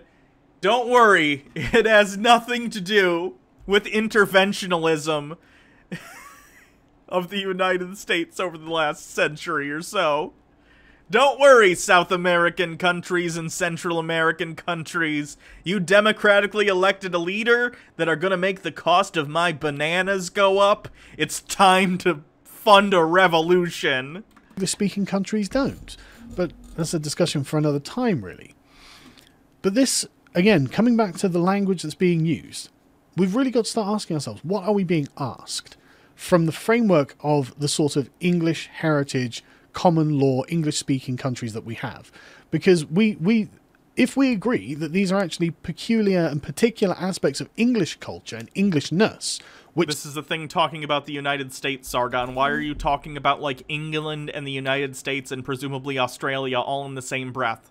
They're completely different countries, and I understand that they have cultural similarities because both Americans, Canadians, Australians all have, like, cultural roots that go back to England, but it's been 200 years since that cord's been severed. Like, they're different countries, Sargon, and their cultures are different, and people within those cultures are different.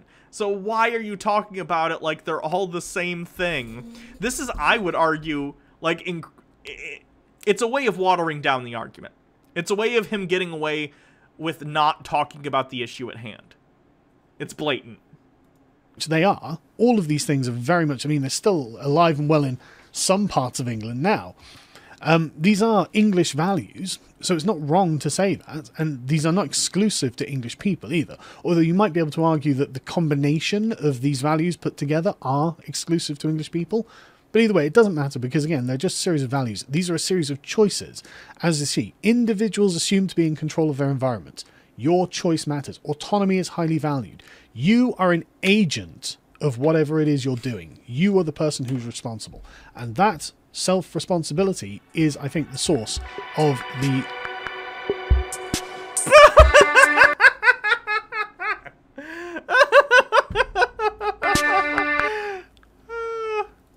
You want to do another take on that one, Sargon? No? Okay. And that self-responsibility is the source, in my opinion, of the prosperity of the English-speaking world. But either way, let's have a look to being what we're asked to. This person is asking us to be equal to them. As far as I'm concerned, because of my English cultural heritage, I think that this is a choice. I think they have chosen to be like this. And what... What? The fact that they have tape on their boobies and they have silly glasses on? What about it? I look at when I see this person is someone who looks humiliated to me. This person... I mean, clearly they're fine with the way they left the house. They're trying to get attention so that they can, like, effectively campaign for whatever they're talking about. No peace until we're equal. It's probably like a Black Lives Matter protest or something. So Sargon's argument here is literally, I think this person looks weird, which is a very adult way of having a discussion, if you don't know. Person looks like they have been put through some form of ritual humiliation. They have had their head shaved, they have been muzzled, they've muzzled? Sargon, they're wearing a mask because there's a pandemic on, you absolute jackass. They've had their clothes torn off and they've been graffitied over by whatever ideological perspective their attackers have laid on them. And it looks like they've been persuaded to do this to themselves and then parade out in public with a sign saying no peace until we are equal. I'm sorry, I don't want to be equal in a lack of dignity with... What a substantive argument, Sargon. I think this protester who's intentionally wearing funny things to get attention to the cause that they're protesting for, I think they look silly. Again, Sargon, you get the point. Good job. This person. I think that whoever has done this to this person, made them feel this way, has abused them. But as you can see, this person is... Tetsuyo Dragneel, oh god, I thought there was a premiere on one of my tabs and couldn't find it. exhibiting the polar opposite of what we can describe as English culture. Again, what we're not going to describe as white culture. That is... Putting tape on your titties is the opposite of English culture? In what way, Sargon? The way that the critical race theorists would frame it, I, as an English liberal, look at this and say, well, this is just English culture, so we should call it that. But look at it. The individual is prime unit. Autonomy is highly valued. Assume to be in control of your environment. You get what you deserve. Well, I would look at that and say you're getting what you deserve, which is presumably scorn and ridicule. But you feel like you should... Sagon, this is probably from a Black Lives Matter protest or something.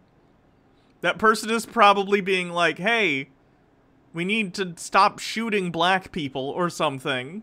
And you're like, no, I refuse because you look silly. Should be equal and deserving of the dignity of other people. Well, I disagree. And it's my cultural Wasn't this guy background just that makes... screeching about individualism a few minutes ago? Why is he saying this person he's mocking was brainwashed?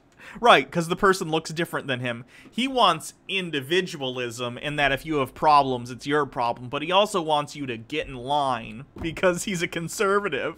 And of course, conservatives want you to be individuals with your problems. But when you succeed and when you're out in public, you get in line, bitch. You're gonna do what we tell you. It's incredibly hypocritical. Fat Unicorn Backwards says he's basically saying that other people can't have dignity without him losing dignity, as if dignity is a finite resource that only has so much to go around. Yeah. Makes me disagree with you. I mean, what do you think this person's opinion on the nuclear family is? What do you think? I don't know. Does it matter? They think about the husband being the breadwinner and the wife being the homemaker. And this entire discussion isn't even relevant to what we're talking about, Sagon, because what that person is doing is clearly countercultural. They're clearly, like, making themselves look pretty striking intentionally. That has nothing to do with, like, white culture in the United States, or if you want to call it English culture, even though that's not what was being discussed here. Like, people can be different than what the culture in general is and still have that culture be the prevailing narrative. It just seems like a weird straw man. Tucker White 94. He's literally making arguments that I've heard Christians make to excuse bad choices.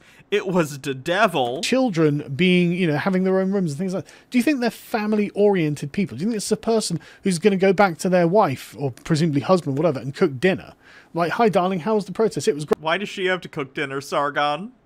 Like, in particular? Just curious. Great, right, what would you like for tea? You know, this is a person who rejects what they're going to call patriarchal roles. But this is something that most people do, and they just prefer it. It seems... Sagon, again, yeah, that's how prevailing cultural narratives work. Most people in the country that you're talking about, in this case the United States, are raised in it and therefore prefer that. Do you think that, like, cultural beliefs are somehow innate? No, people are raised in a culture, and they internalize that culture and decide to prefer it most of the time. Not always, but as a general rule when we're talking about a culture, like, even though culture changes over time, the large, broad view of your own culture is that you're probably going to like it, regardless of where it is. Unless, of course, you're in a situation where the culture itself really, like, inhibits you in some way. Again, like, if you're black in the United States and you don't get treated well because of the color of your skin, like, that's gonna be a difference. But I'm saying on the whole, like, a white person in the United States is probably going to accept many of the facets of American culture, white American culture, whatever you want to say it is, if not all of them. Tucker White, oh, I read that one already. Seems natural to them. And again, do you think that this is an objective, linear thinker? This is a person who believes in logic, or do you think this is a person... Sagon, again, your argument here is literally, haha, I think this person looks funny, which they're clearly doing intentionally anyway to get attention. So, are they a logical thinker? I don't know. I haven't talked to them. I don't know what their position is. I don't even technically know what they're protesting, but the fact that their mask says I can't breathe implies it's probably a protest after the George Floyd thing. So, yeah, they're probably logical in the sense that they see injustice in society and then want to go and take action and show their support of changing a system that hurts others. That's logical. Who believes that logic is a construct of imperialism and white supremacy. I would very much doubt if this person agrees with very much of what is listed here at all. In fact, Sargon's argument here is, if one person within a culture doesn't adhere to a culture exactly the way I say, then that isn't the culture. Oh wow, I guess all culture doesn't exist then, Sargon. Good job. They seem to be directly flouting the things that are listed as English culture, and they seem to be doing it with pride. And yeah, the getting attention thing worked. Sargon's literally talking about this lady. Like, yeah, you did it. Good job. You got, Sargon. They seem to be demanding that we all become equal with them. And I think this is the source of Black Lives Matter having the anti-family, deconstructionist view on their website until recently, when it was taken off, because everyone realized, well, hang on a second, that seems to be the source of the problems in the black community. What are you doing? It seems to be entirely advantageous for children for them to be born in a nuclear family. Again, it seems to be selecting for certain things, which appear to be health and happiness and success, to be a part of a nuclear family. Breaking that up and making everyone equal in that regard seems to be giving everyone an equal share of misery. I think basically on the Black Lives Matter thing he's talking about, basically it said like, hey, we need to support single black mothers and stuff and make sure that they're supported. And then people on the right got mad and they're like, no, they should face the consequences of their actions. And that's what he's talking about, I think. Again, I haven't looked into it. Look into it yourself, because I want to be done with this Sargon video. So, I genuinely think we need to start changing the terms that we use. I don't think we should say white. I think we should say European. I don't think we should say non-white. And European, again, is a broad term anyway. Or perhaps they become equal with us, not us equal with them, yeah. I would say English culture if you mean English culture. If you mean what they mean when you're talking about this, you should say English. There's not German. But that's not what they're talking about, Sargon. They're talking about the differentiation between white culture in the United States and black culture in the United States. Again, I'm not a sociologist, so I can't go into and, like, say I agree or disagree with every single one of these. Because, again, I'm not a sociologist. But if this was put out by the Smithsonian, which I think was what you implied at the beginning, I imagine a sociologist probably put this together, and they probably have research that backs up what they're saying. But the fact that you're talking about this like you are an expert on it when you're not, just makes you look stupid. Like, Sargon, neither of us are sociologists. Why do you think you can go into this field and talk about something like this and think that you can, like, outsmart someone whose entire research is to look into things like this? It would be the same as if, like, I were talking to Baja Blast about biology, and she said something, and I was like, really? That's what you think? Actually, I know better than you. Let me explain. Like, it would make no sense. Why are you disagreeing with someone whose entire job is to investigate this aspect of society? This is not French, it's not Russian, it's not Italian, it's not Tucker White says, seriously, this is no different than Jerry Falwell and Pat Robertson saying, the gays are destroying the moral fabric of America. Yeah. Bulgarian, it's English culture from the English colonies that created the United States. Own the word, because the word itself has power, which is why they're trying to subvert it. We shouldn't, I mean, I'm very sour on the word equal these days, because Sargon, I think your relationship with the word equal has always been tenuous at best, considering your positions. Because equal is, again, a very broad term that requires everyone to effectively cease any kind of behavior. What? The word equal forces people to cease any kind of behavior. Can anyone take that apart and try and explain what the fuck he thinks he means by that? Because I'm at a loss. I would say free. I would say no peace until we are free. And if we can determine the ways in which these people are not free, and to be honest... Right. Like being attacked by the police more severely than white people. Right, Sargon? Yeah? I'm gonna guess you're not gonna agree with that. With you, looking at the way they're behaving, if they are somehow capable of flouting all of the norms of English society and go out in public and still I don't understand, Sagon, why you think that an infographic talking about what someone, probably a sociologist, thinks American white culture is somehow inherently a demonization of that culture. Pointing out the existence of something is not saying thing bad. You get that, right? Not be oppressed, not be molested, and, you know, capable and able of doing this. I would suggest that person is free. So I think that they should stop complaining. But this goes for any other kind. Sagon, they're literally talking about police brutality in the United States. Why do you keep... I don't understand. Sagon will simultaneously, like when he did the recent thing where he was talking about Britain's Got Talent doing a Black Lives Matter performance by a dance crew or something. He's like, why are they talking about American politics on Britain's Got Talent? Meanwhile, Sagon, every other video, is him trying to comment on some aspect of American culture or American politics. He's so hypocritical. He's such a bad faith argumenter. He's such a bad faith actor. He, uses whatever words he makes him look good in the moment without regard for anything he has ever said in the past. It's so blatant. It's frustrating. What are the chances that if I looked at the pro-segregation arguments back in the 50s and 60s, it wouldn't differ much from what Sagon is saying here? I doubt it would differ very much at all. Of language that the radical left use. We should... The radical left who just want the police to stop murdering people. Oro, the villain with 10 bits, the fact that I was close in going down the alt-right pipeline back when I was in the closet to even myself back in 2016 is really scary. I'm glad he didn't. I'm glad you're here instead.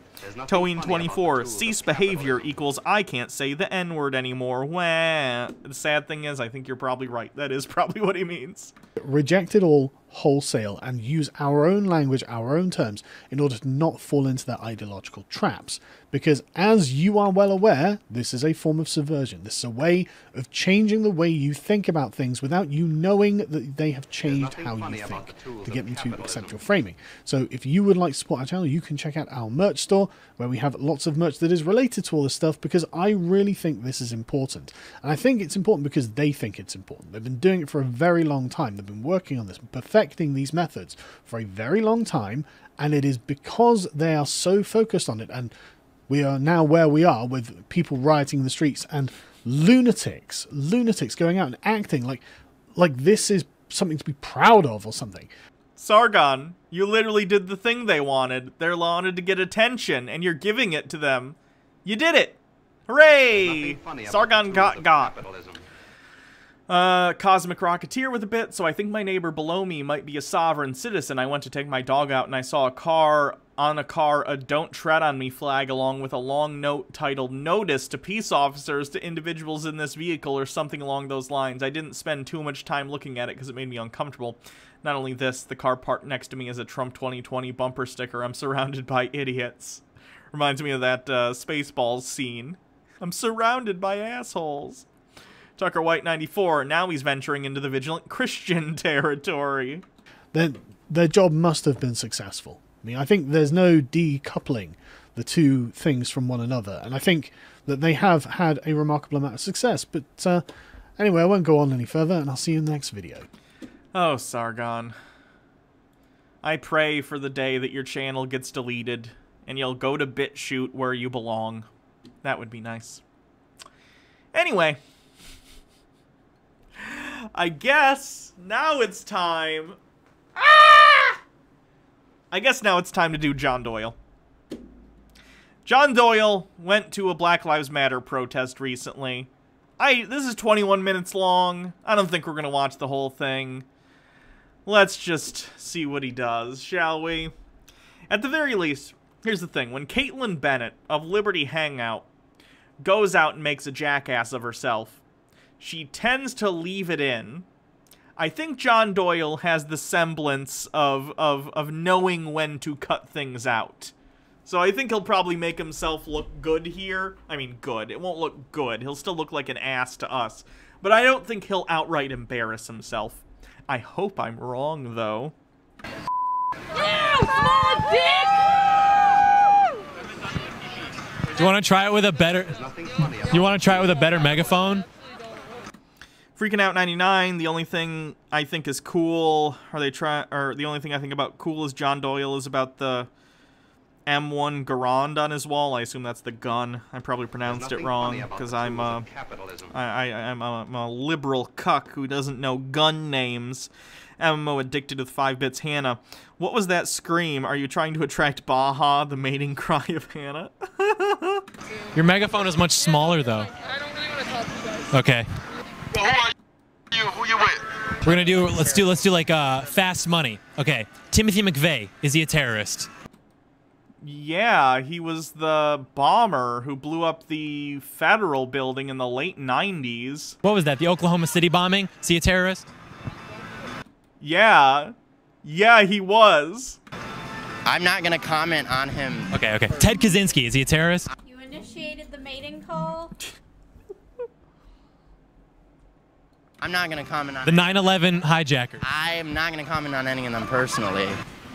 Love you too. That bitch ass got fucking shin splints in his damn feet that a doctor he paid for, and he didn't fucking run, so he can kiss my ass too. All right. So we're out here at the Donald J. Trump for President peaceful protest. Very epic. We've got this megaphone here. This megaphone is 1,200 watts. Oh god, he's unironically gonna do the compensating for something thing.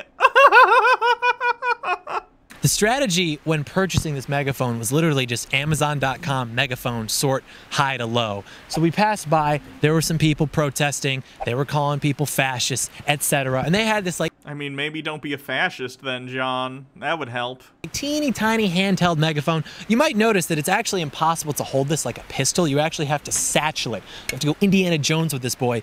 Check out how big my megaphone is. I bought it with my Subway paycheck. Because it projects. This dude takes 8C batteries.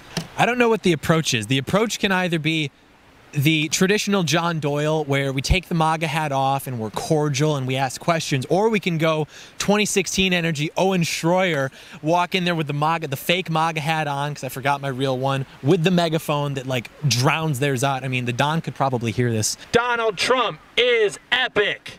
Let's go! That's loud. MMO addicted with 5 bits. I doubt it. I think his mama bought it for his birthday. Her big boy has a big toy. The raw masculine energy of the officers, just like taking their threats as nothing more than just like banter, is just like so powerful. What threats? They're protesting. What are you talking about, John? That's an interesting physiognomy. Yeah, the dude's dancing. Friend, where did you get those dance moves? This is what democracy looks like, Dancing with the Stars. Are you dancing for Biden?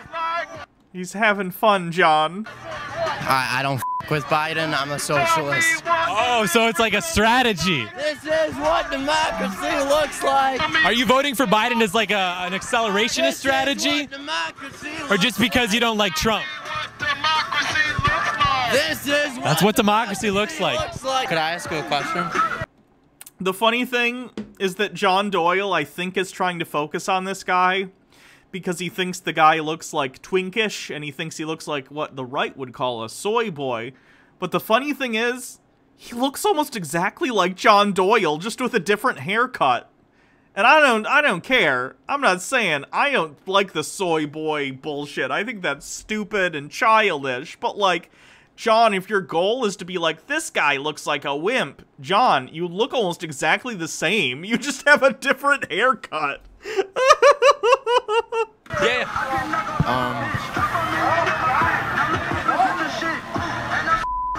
Do you believe Black Lives Matter? Yeah. Okay. Yeah. I mean, So you believe in the movement? Oh no, he's gonna do the All Lives Matter. Too. The movement Black Lives Matter? Certain parts of it, yeah. Yeah. MMO addicted with 5 bits. Please, he's way cuter than Doyle. Doyle's shit character kills any potential attraction. I'm only talking about the way they look. What? John really tipped his hand when he was scoping that kid out. He said, that's an interesting physiognomy. Do you know what that is? Physiognomy? No, let me know. It's phrenology. Oh, it's phrenology? Oh my god, John. It's the idea that you can judge someone's Oh yeah, he outright in a previous video I covered, he was like, guys, I believe in physiogamy. Check this out, and he showed like a picture of someone he disagreed with. So he's gone full mask off on that before. Yeah, I don't think that you caught that. I didn't. Thank you. Oro the villain with 5 bits. The same people who will call people soy boys will sell brain pills with soy in them. Yeah. What are some parts of the movement that, like, I guess you'd want to see if I agree with it that I don't? No, I don't bootlick police or Nazis, man. I'm sorry. Do you think I'm a Nazi? I mean, this guy doesn't know, but you're definitely like fascist, John. If you want to ask someone who knows anything about you, yeah, you're pretty fascist. I think you're probably a white supremacist, but you won't say, but, you know. I don't think you're a Nazi, but, you know, the boot doesn't look back.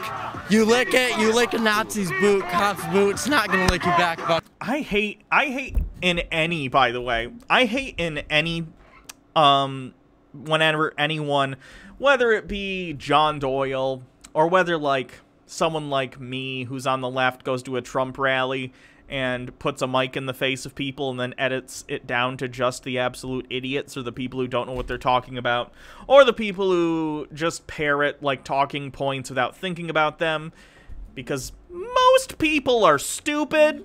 So it just feels like a big circle jerk, whether John's doing it again or the Daily Show did this a lot. And I get that it can be funny, but, like, yeah, guys, we know most people are idiots. You don't need to make a supercut of all the idiots in a particular place for me to know that. Do you think the police are Nazi? The kid is drunk. He sounds a little drunk. Hey, would you want to talk to me? Yeah, sure. How are you? I'm good. So I was just asking him what he was out here doing, and then he said that I might be a bootlicker or something, so he just didn't want to talk to me. Oh, okay, well, I know why I'm out here, and it's to protest Donald Trump and all of his supporters. Are you in favor of Biden or just against Trump? Oh, I am in favor of anybody. Literally, a piece of shit could run for office, and I would vote for that piece of shit before the other piece of shit that's already there. Which is Donald Trump? Yes. Why do you, like, have a smirk, John? Do you think it's funny that other people legitimately view your presidential candidate as a piece of shit? Like, do you not see how that's an issue and makes you look bad? Which is Donald Trump. Donald J. Trump, a.k.a. piece of shit. What don't you like about him specifically? Oh, let me start. Well, there's the affiliation with him and Ghislaine Maxwell saying that she's pretty cool. Yeah, I don't like Bill Clinton either. Why do you think showing pictures of Bill Clinton somehow undoes what she's saying about Donald Trump? The same thing applies to him, right? What a weird gotcha. Yeah, Donald Trump might be friends with a known child trafficker, but so does Bill Clinton. Yeah, fuck 'em. Fuck 'em both, John. One doesn't undo the other, you get that, right? Then you have our separation shit that's going on down at the border with the Child Separation Act, okay? Then you have the farmers, all the farmers that they were promised all this to them, and what happens to the farmers? Oh, they're gonna get checks to shut them the up. Saying that farmer support for Trump remains strong doesn't mean that he's doing good things for farmers. It just means people who are farmers are also right-wing. So they don't say nothing? Yeah. Okay, then he pisses on our fucking troops. We got men and women dying for our fucking rights. Yeah, John, remember the time, and you're going to pop up something snarky here in a second, and I'll address that when it comes up. But Donald Trump saying that he thinks, like, POWs are losers. Trump banning trans people from the military, which I know you probably find hilarious because you don't like trans people. I get it. I don't really care, though. We have him, like, denying the fact that, like, Russia was putting bounties on U.S. soldiers for Al-Qaeda to kill. You know, just all sorts of stuff. So, maybe actually rebut these points instead of trying to be snarky and putting things on the screen. These Caitlyn Bennett-style videos always make me cringe so hard. Oh, I agree. We're not watching this whole thing. It's always so, like, oh, God. Anything that's man on the street is bad. Because most people are stupid. For everything that man's supposed to fucking be, and he shits on him, and he says that they ain't nothing but losers and cowards. But guess what? That bitch ass got fucking shin splints in his damn feet that a doctor he paid for, and he didn't fucking run, so he can kiss my ass too. You could have gave a speech like that. It would have been epic. Don't you love when the right does the thing where they think that people being mad somehow undercuts their argument? Like, if you make bad points and you're calm, That's right, for one thing, capitalistic incredibly propaganda. disingenuous, because you didn't even actually talk to her about it. You just let her say stuff, and then you put stuff on the screen. Very disingenuous. Outside of that, though, too, oh shoot, I lost my train of thought. Oh, making bad points while being calm is not inherently better than talking about real issues while being mad. You understand that? You could have, like, yelled, too. That would have been cool. So, you know, Brazos Trump is H. bad for Popper, humanity. Thank you for following. Right? If you look at his mismanagement of COVID-19, oh, are we 6 feet? Let me make sure. All right, but if you look at his mismanagement of a litany of different issues, he's put. Towing24, is John going back to this guy because he wants to bang him like Nick Fuentes and the Catboy? A great amount of human lives at risk. What rhetoric don't you like about immigrants, for example? You mentioned that. So he called them like rapists and drug dealers. Oh, here comes John, who's gonna try and, probably not by actually saying it, because he's a bitch who apparently doesn't want to have an actual conversation with anyone. He just wants to try and, oh, let me do an epic pwn in post. No, but seriously, he's gonna probably misrepresent what Trump said about, like, immigrants, and they're not sending us our best. They're sending their murderers and rapists, which, again, John, regardless of what you say here, implies that the majority of illegal immigrants are murderers and rapists, which isn't the case. There's a lower instances of crimes amongst undocumented immigrants than there is amongst the general population. Dudes spanking dudes. It's the right. The rights have a big boner for the military, but then seem to not mind the president called soldiers losers. Yeah, they don't care. Because they don't care. People on the right don't have actual positions and moral truisms that they hold to. They just have a side, and they're going to argue no matter what works for them in the moment to be right. Not to be correct, but to win, regardless of if they're right or not. It's annoying. He associated them with that, and I just didn't like the way he was speaking with them. That's the announcement speech that he gave from, I think, Trump Tower it was. Just all of his speeches, he's called people animals before. The MS-13 gang members? Yes, but they're human beings, no human, in my eyes at least. I agree. You shouldn't call people animals. I get it. Even if someone's, like, awful. Like, let's do something awful. Let's say, oh, what's the guy that killed a bunch of people, or he didn't, but he had a cult that killed him? Charles Manson. Let's say that's not even a good example, because I think you gotta pick a specific person from a specific group that you've already demonized.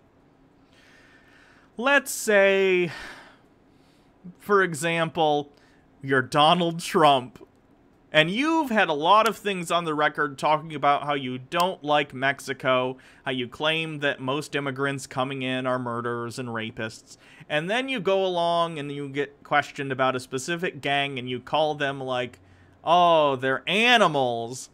It's obviously that the rhetoric that you've said in the past about people of a specific racial group is going to come back to bite you, even if in a vacuum your statement against a specific group who might be a gang or whatever, even if they're terrible, that statement's going to echo back with the previous things you've said. Like, the context in which statements are said matter. And I also think, rhetorically speaking, if you're a politician, even if there's an awful group, even if we're talking about someone like Al-Qaeda or ISIS, calling them and calling your enemies animals, I think is a pretty bad position either way. Like, that is not how you want to talk about people that you're, like, fighting. It's just not. The dehumanization of the enemy is the first step to doing terrible things yourself to that person. Not good. MMO addicted. All humans are human, even those we don't agree with. The world is a way better place if everyone remembers that. Yeah. That XY girl with 15 bits, well, our governor just lifted COVID restrictions, but of course the state capitol remains closed. Well, good luck with that. Seshimaru with 250 bits, gonna go watch The Boys, Hannah, but I'll leave a generous donation of bits before I go. Have fun watching John Doyle look like a fool. Thank you. And I hope everybody's no human being is an animal. Are you familiar with the types of things that they do, though? Like, as a gang? Like, have you ever heard of a... Like, if they, like, cut people's heads off, I already said, like, if they do terrible, disgusting things, I agree. That's disgusting. I don't think your enemies should be referred to as animals if you're trying to be the reasonable person in the situation. I'm not saying don't stop those people. You should if they're doing terrible things to others. But again, dehumanizing your enemy is the first step to going and doing terrible things yourself in the name of stopping them. Colombian necktie, for example? Yeah, they cut, like, here or something, and they pull out, gosh, what do they pull out? I don't remember. Is it the tongue? Do they pull out the tongue through the neck hole? I don't remember. Or they'll cut your throat. I also think calling people animals sort of undercuts the evil involved on top of that. Because animals do things on instinct, right? Animals do things because they're hungry or because they're scared.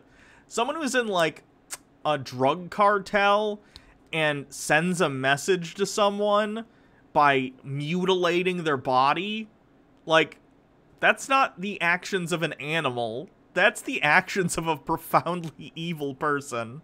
Open and take your tongue and rip it down. That's something that an animal would do, in my opinion. Like, not to reduce their humanity, however, you know, when you're behaving in that way, I think that... But when you call people animals, even if somebody were, let's say, an MS-13, you're setting a precedent for how we treat people. I wouldn't even call... I have feelings about Trump, but really I don't blame his supporters. Yeah. I wouldn't call them deplorables like Hillary did. I would not call them animals either. So I really wish that the right and the center right could understand that nobody is an animal. Everybody is... This guy's real bad. Again, the reason I don't like man on the street shit. You get people who aren't used to speaking, and I'm not saying I'm great at it. I do this for a living, though, and I have for quite a while. So, like, if I were to sit down with John Doyle and talk to him, while it wouldn't be a productive conversation, I think we would both be able to have a conversation somewhat intelligently, although it wouldn't be in good faith. That's for fucking sure.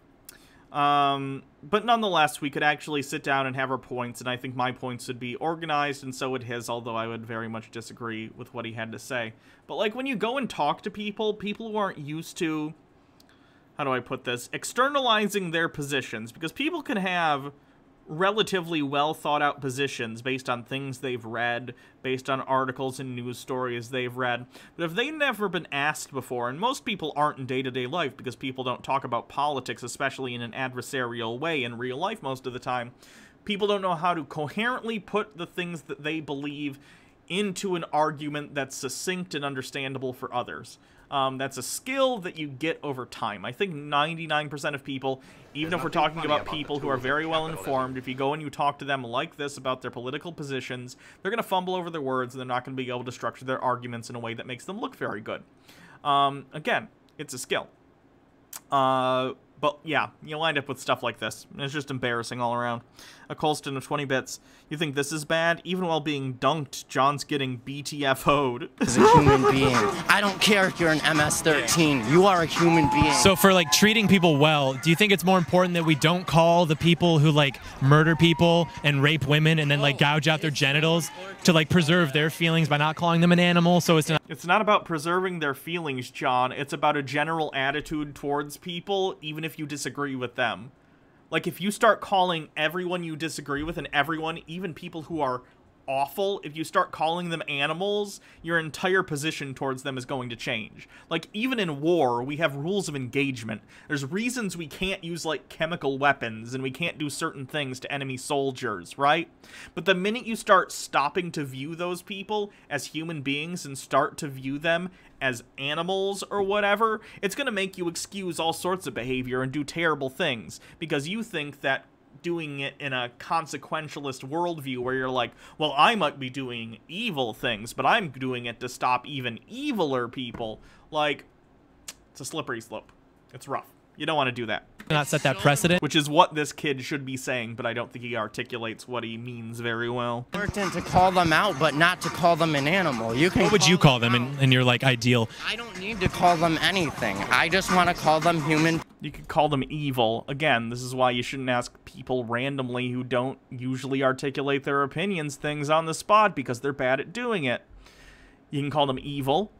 You could even theoretically call them monstrous because that's sort of a descriptor and monsters aren't a real thing and we all understand. But calling a human being animals, even when they're evil individuals, as objectively evil as you can get, like, not a good call. Even like the worst human beings ever to exist, Nazis, I wouldn't call animals. I'd call them evil. And there is a difference, right? Beings, because that's what they are. Human beings that maybe are involved in criminal activity. I don't see you as less of a human being because you're involved in criminal activity. We're not talking about like, petty theft though. We're talking about like going into cities and that.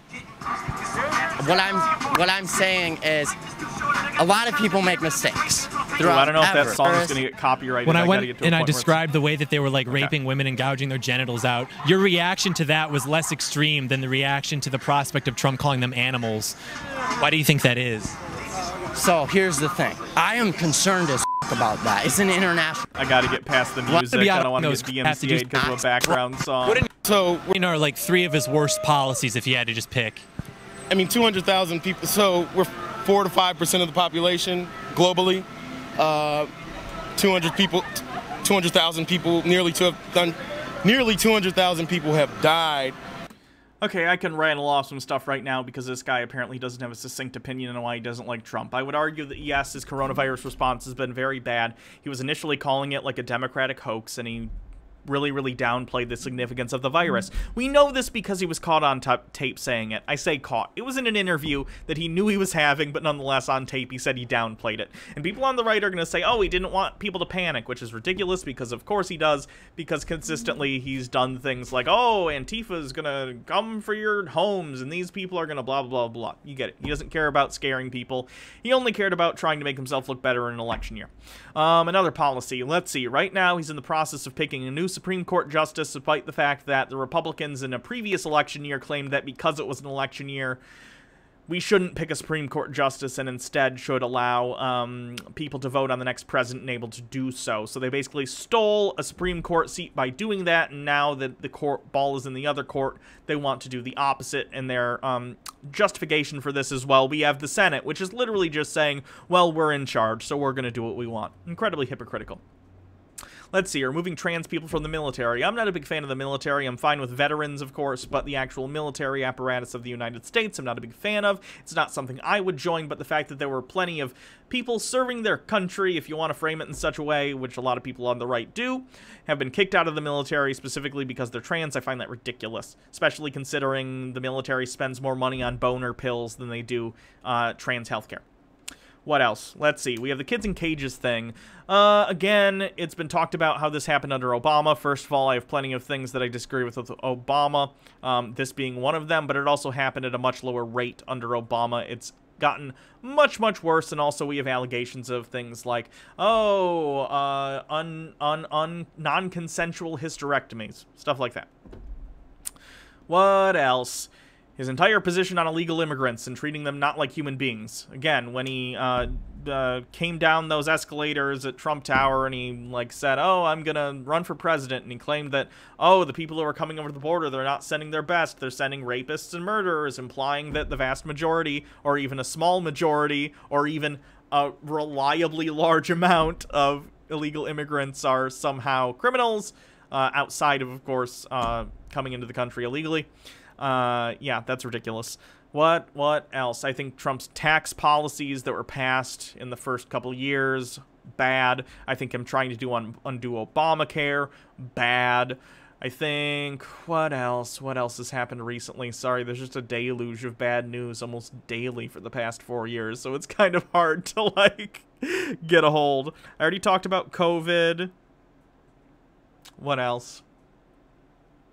I don't like the fact that in situations like Black Lives Matter that's going on now, He will, instead of addressing the issue and actually saying, like, hey, we should do police reform, and that might be a good way to get the protests to stop. Protests that allow cover for certain people to perform bad activities like rioting. Instead, he just demonizes Black Lives Matter. Charlottesville, he said there were good people on both sides. Oh, boy. It goes on and on and on, you know?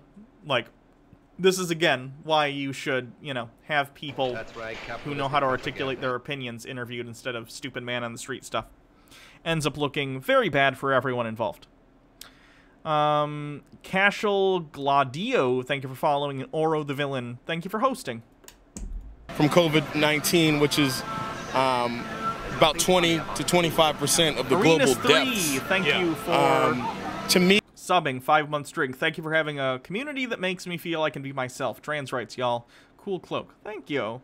That is a scale where you can compare him to other world leaders, to other people in his class, if you will. And it shows how poor he is as a leader, right? I did see something. I'm just curious to get your thoughts on it. I read somewhere that hospitals actually had a financial incentive. No, this is untrue. This is a right-wing conspiracy theory that, like, doesn't pan out whatsoever.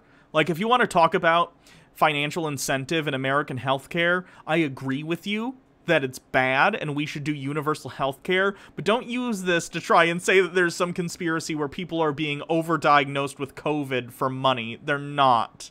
Like, do you think every doctor in the hospital who's making these decisions personally benefits from this? Like, you don't get commission on what you do as a doctor, John, you moron. It's not like, I have friends who are doctors. Randy lives in Wisconsin, is a doctor, doesn't go, I will secretly tell this person that, they have coronavirus. And we know this isn't the case also on top of that because statistically, I don't know if you know this, John, but you can look at deaths for every time of the year by year, and try and look at how much higher or lower it is year after year.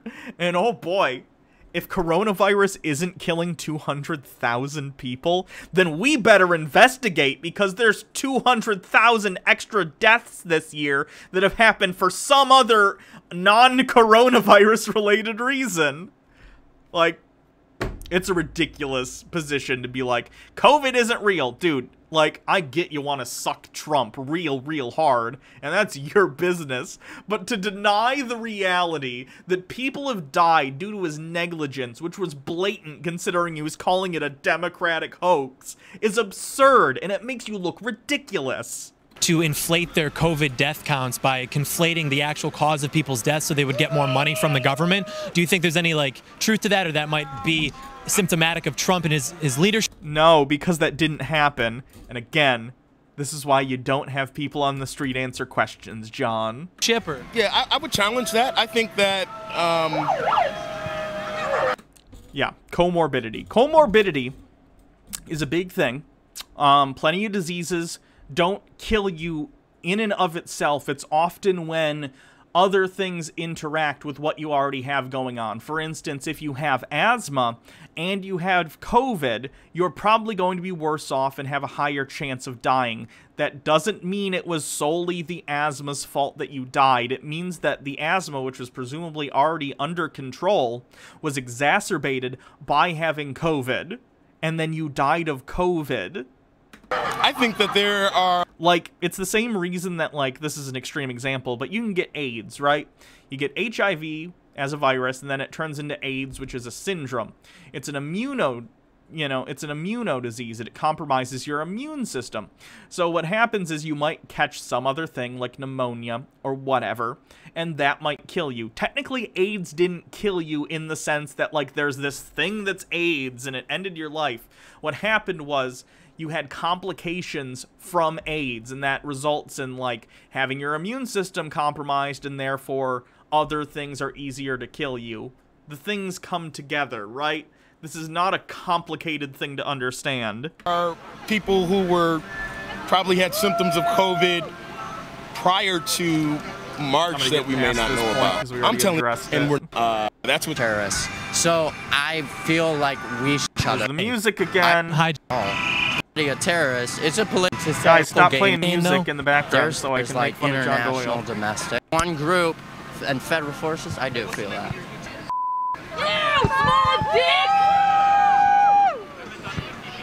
Do you want to try it with a better? You want to try it with a better megaphone? Your megaphone is much smaller though. I got a big megaphone. That means I got a big pee-pee. It's my one joke. I'm John Doyle. Okay.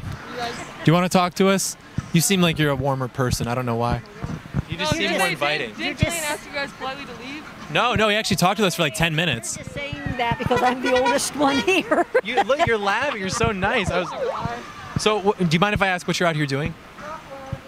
I mean, it's obvious, but you know, I have to. Campaigning for Joe Biden. For Joe Biden? Yeah. Is it for Joe Biden or against Donald Trump, or is it kind of both?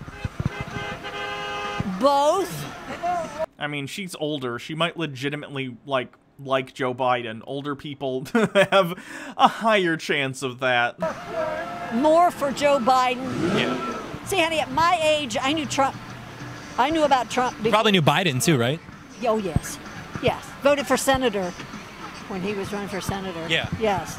I'm 74, almost 75. So for someone like Joe Biden, who's been in public office for so long, I just wonder, like, what new things he can bring to the table to sort of change the paradigm in this country. First of all, John, you understand that the presidency is more than just the individual in the office. It's also the cabinet that they bring to the table. Secondly, John, being a senator is different than being the president.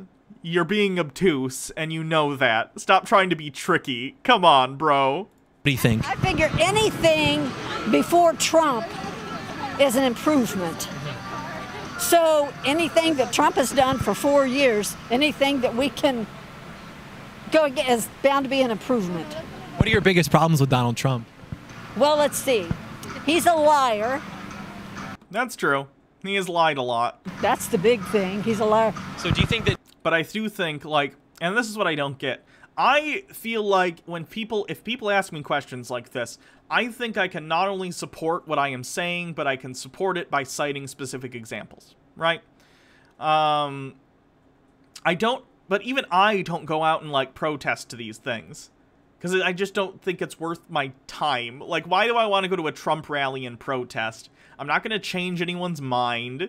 It's just going to be a waste of my time. So I don't understand why people who are less able to articulate their frustrations with President Trump, I don't understand why they're going out to be the face of opposition. It's so weird. Joe Biden is like an honest politician, or is he just kind of the lesser of two evils in your opinion? No, he's not just an honest politician. He's an honest man. If we're talking in relation to Trump, I guess, but that would be most people. I think Donald Trump is like a narcissist who compulsively lies. But, like, all politicians, especially career politicians, have definitely lied. So I'm assuming John's going to point to some example of Joe Biden lying, which wouldn't surprise me. See, that's the difference. You gotta look at the men first, or women. Yeah. But you gotta look at the person first. Focus! Don't you have a cameraman who knows how to focus, John, or do you have a tripod? Yeah. You gotta look at their morals, their scruples, and Donald Trump has none of any of those. Do you remember back when he ran for president in 1988, Joe Biden, and his campaign actually imploded because he was caught plagiarizing a speech from a British politician, and so he had to step down. And Hey, John, remember that time Melania Trump plagiarized a speech from the previous First Lady, Michelle Obama? That was fun. And he didn't get the nominee. So is that like something... Wasn't it nice back in the day when, like, a politician could be caught doing something like that and it would destroy their political chances, at least in that election? But nowadays, Trump can literally get caught on camera admitting to sexual assault, and everyone's like, oh, it's fine. It's just exhausting. Something that you would take issue with, or do you remember hearing about that story? I don't think that would have been... And again, in the same sense that, like, even though I brought up the Melania Trump thing, I don't necessarily blame Melania Trump for that. I blame the speechwriter. People like Donald Trump and Melania and people at that level, and including Joe Biden, don't write their own speeches most of the time. They might have input in their speeches, especially if it's a big, important speech. They'll take a look over it, but they're literally speechwriters. Like, you guys know Bueller, Bueller, that guy, Ben Stein, he was a presidential speechwriter. Like, there are people who make entire careers about writing speeches for politicians. And whoever wrote the speech for Joe Biden plagiarized. Joe Biden just read it, and I agree that his campaign should have had more due diligence on looking out for something like that, but so should have Melania Trump and her people. It's something that unfortunately happens because some people are shitty. Or do you think, does that affect the way that you perceive him? Or what about the cases that he's had, the allegations that have been made against him for sexual assault? Do you think that those are as credible as Donald Trump? No, because Donald Trump's, they've already, I mean, these cases are waiting for him to leave office, okay? Yeah. So, make America white again. Is that a quote? A quote followed by most people that support Trump, I believe. Again, I hate people who go to these things who can't articulate what they mean. Like, if you have a sign that says that, you can be like, I think it's emblematic of the sentiment that's pushed forward by Trump's administration and his followers, even if they don't outwardly say this. Like, that's all you have to say. Use your big boy words. My God. You know, they want... Yeah, and he did cut off while she was answering, which to me says she probably had an intelligent answer that actually made him look like a jackass, but he edited it out. Fun. More for the white supremacists to go around, and obviously I'm not one for it, so... Do you think that they know that, or are they just sort of falling for it? They just sort of follow for it. Okay. They kind of believe with it. It would depend upon the person. John, I think you understand the idea behind many of Trump's policies and words, certainly advocates for people like you who seem to like the position that they have that is helped by the fact that they are white. I don't think you're necessarily entirely a white supremacist. More so, I think you are a fascist. And I think you think that if white supremacism can help you reach your fascist goals, that those people could be useful as tools. You know what I'm saying? John, I don't know enough about you to know if you're really, really racist. I think you're awful and you're a fascist, but maybe you just find racism to be a helpful tool. I really don't know. But it doesn't change the fact that the same is true of Donald Trump. And when he says things like after Charlottesville that, oh, you know, there are lots of people on both sides, and he refuses to denounce these people, like, he also courts the kind of people that do want to make America white again, or whatever sentiment this person has on this poster. Why do people go to these events if they can't talk? My God. None of this is hard to discuss like an adult. What are some of the things that he says that you think kind of get people to kind of go along with that? Other than, of course, make America white again.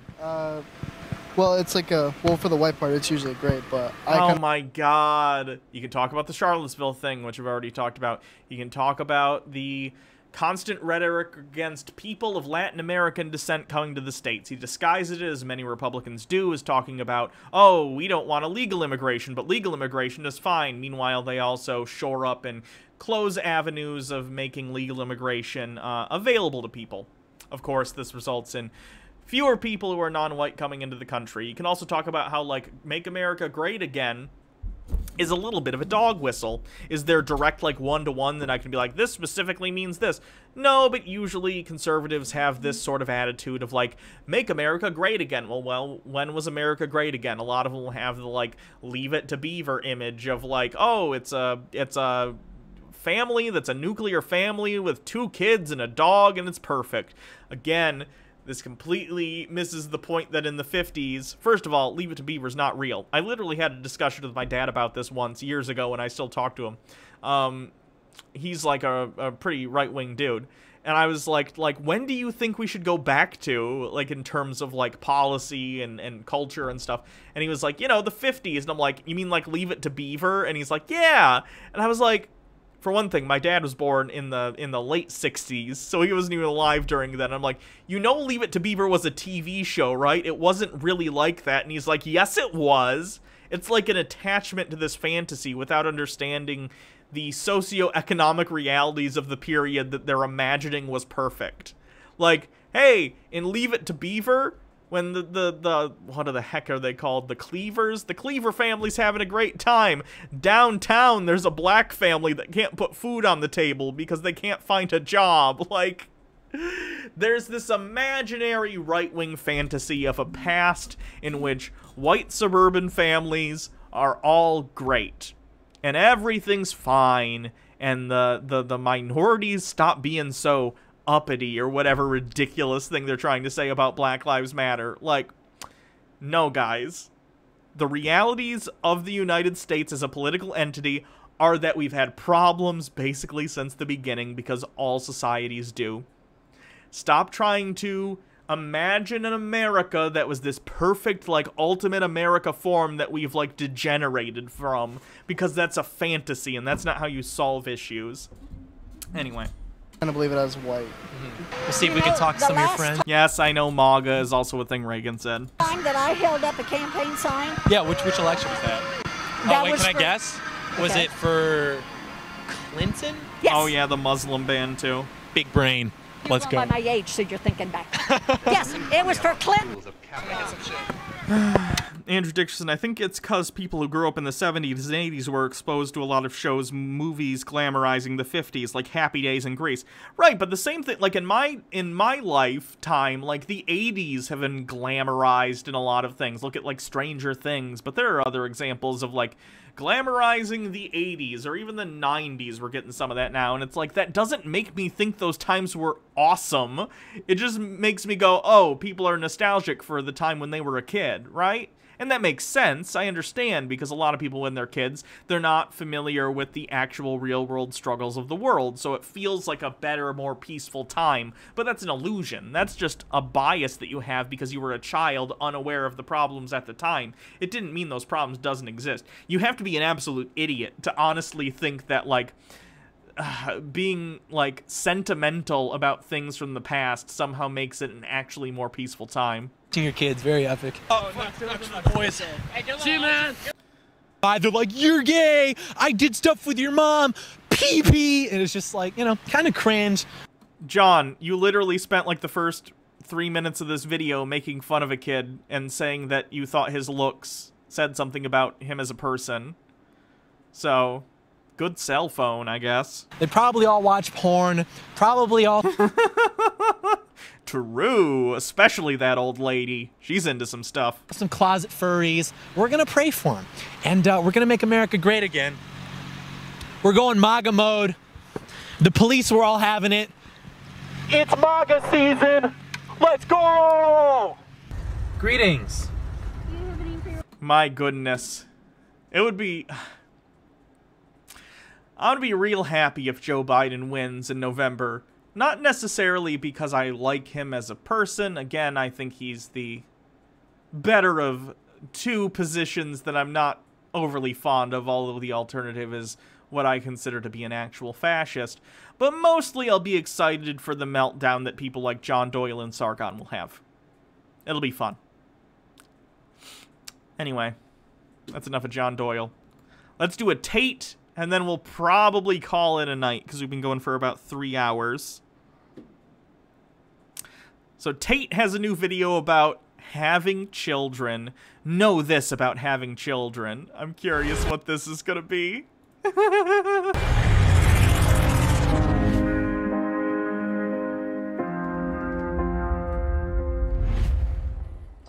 There's a huge problem with the way society tells you as a man. Get one woman. Why did you film this vertically? What are you doing? Tate. MMO addicted with 10 bits. Tate should never have children. I agree, and I'm hoping that's what he's going to say here, that he doesn't want them for a variety of reasons, but I don't know. He's a pretty, like, traditionalist person, at least in the sense that he's, like, really, really in on heteronormativity, you know what I mean? So I'd imagine at some point he thinks he should settle down and have a kid. I could be wrong, though. I really, really hope he doesn't want to have kids. Marry said woman or stay with said woman. Have kids with said woman. And that's your genetic legacy. And the problem with this is that there's a very real chance or possibility that you will not have sons. Or... What? Literally, like, 15th century logic of like, oh, well, you might have girls, though, and clearly they're worthless. I need to start doing like a timer to see how long into the videos it takes. Well, I don't need a timer. I guess there's the timestamp, but I need to do something as like a gauge for how long it takes into the video for Tate to say something repugnant. This one's 28 seconds. That's pretty good. You will not have sons in favorable conditions. So we're going to discuss, one, why this is important, and two, how you negate this. The world has pretended it has forgotten that sons are worth more than daughters. Oh, God. Here I'm we not go. saying... Cherry Tree Boy, God, that opinion was whack. My computer lagged. That daughters are bad. I'm not saying don't love your daughters. I'm not saying anything crazy. I'm saying a son is worth more than a daughter because a son is a continuation of a genetic legacy. So is a daughter. Do you understand? Do you think women don't have genes? What? How do you think genetics work? What are you talking about? A son will carry your name, and it will impregnate... Okay, that's not genetic. That's literally, like, your family name. That's cultural. And yeah, your son might impregnate someone, but if your daughter grows up and gets pregnant and has a kid, that's also a part of your genetic line. How do you think babies work? You get 50% of your DNA from your mom and 50% from your dad. There's nothing funny about What? the tools of capitalism. Freaking out 99. Do I still need to make a case for why some people need to castrate Tate in Minecraft? Oh, yikes. Some female, and she will become his, and the children will become your grandchildren. Your son's grandchildren are your grandchildren. Your daughter's grandchildren belong to somebody else. What? What are you talking about? They're all... If your kid, whether they're a man or a woman, has a kid, they're your grandkids. What are you talking about, Tate? This is the weirdest... This might be the weirdest take Tate has ever had, just because it makes no sense. Females, whether they want to... I bet you $1 million Tate thinks girls inherit the weak genes. That seems like the kind of stupid stuff you'd think. Accept it or not, end up somebody else's property. Now, your children, your grandchildren, no matter who they are from, are not your property, Tate. What are you talking about? Even your own kids are not your property. They can be your responsibility until they reach the age of majority, but they're not your property, you sick weirdo. Obviously, in the modern world, there's a bunch of social conditioning. But one huge element... Everywhere there's social conditioning. That's how society works. If there's a society, there's social conditioning. It's inherent to socialization. Social conditioning is that everyone sits there and pretends they don't, I don't mind if it's a boy or a girl. I love both. I'm not saying don't love your daughters. Please, I don't want to keep repeating this. I'm not saying that. I'm not saying don't love them. I'm just saying they're less worth than men. What a ridiculous... He's so bad. I'm saying if you had the choice to have 10 children, at least 9 would be boys. What? First of all, who's having 10 children? Don't have 10 children. No one can take care of 10 children in a reasonable way. Secondly, what? I don't want kids. I don't like kids. I mean, they're fine. Like, I don't hate them or anything. I'm not like, oh, this, you know, I'm not like, oh, whatever. I'm not good with them. I don't want them around me. But hey, cool, kids. Go be kids until you grow up and then you're adults and that's fine. But, like, people who want kids, different people want different things. Some might want a boy more. Some might want a girl more. This is also going to change if it's not your first kid. If you already have a boy, maybe you want a girl. If you already have a girl, maybe you want a boy. Maybe you want 2 boys and then you want a girl. Maybe, you know, whatever. What is this idea that, like, everyone really wants boys and no one wants girls?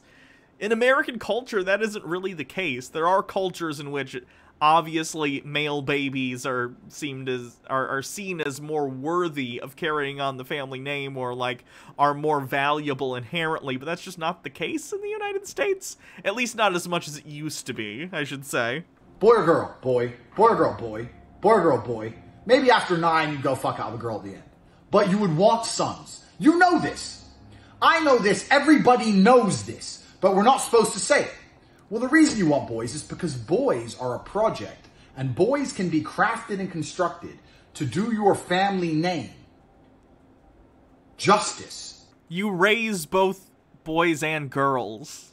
You're raising both of them. If I'm being generous and taking your, like, words of molding to not mean some sort of weird indoctrination and forcing them into a certain box, let's just say you mean raising them. You raise both daughters and sons. To create a legacy. If I have a son and I put in a bunch of work, I can turn a very average man, or what would be a very average man, into a spectacular specimen of masculine perfection. Oh god, his poor kids. Tate don't have kids, my god. Can you imagine if Tate had a son who turned out to be like a trans woman and she had to hide it from him and pretend to be this like uber masculine man because of who the dad is? My god, I'm gonna have a nightmare about that. At Colston with 15 bits, someone tell Tate that Tywin was meant to be a bad dude. Cherry Tree Boy, is he saying that boys are more programmable than girls, aka weaker? Saying it so, Tate. And then MMO Addicted, I want a girl, preferably adopted, so I can give someone a decent home, but no matter whom I get, I'll take care of them, and no matter how they identify, I'll love them all the same. Good, and that's how you should be as a parent. As my father did with me. If I have a daughter and I put a bunch of work in, what can I achieve? She's gonna end up sucking dick.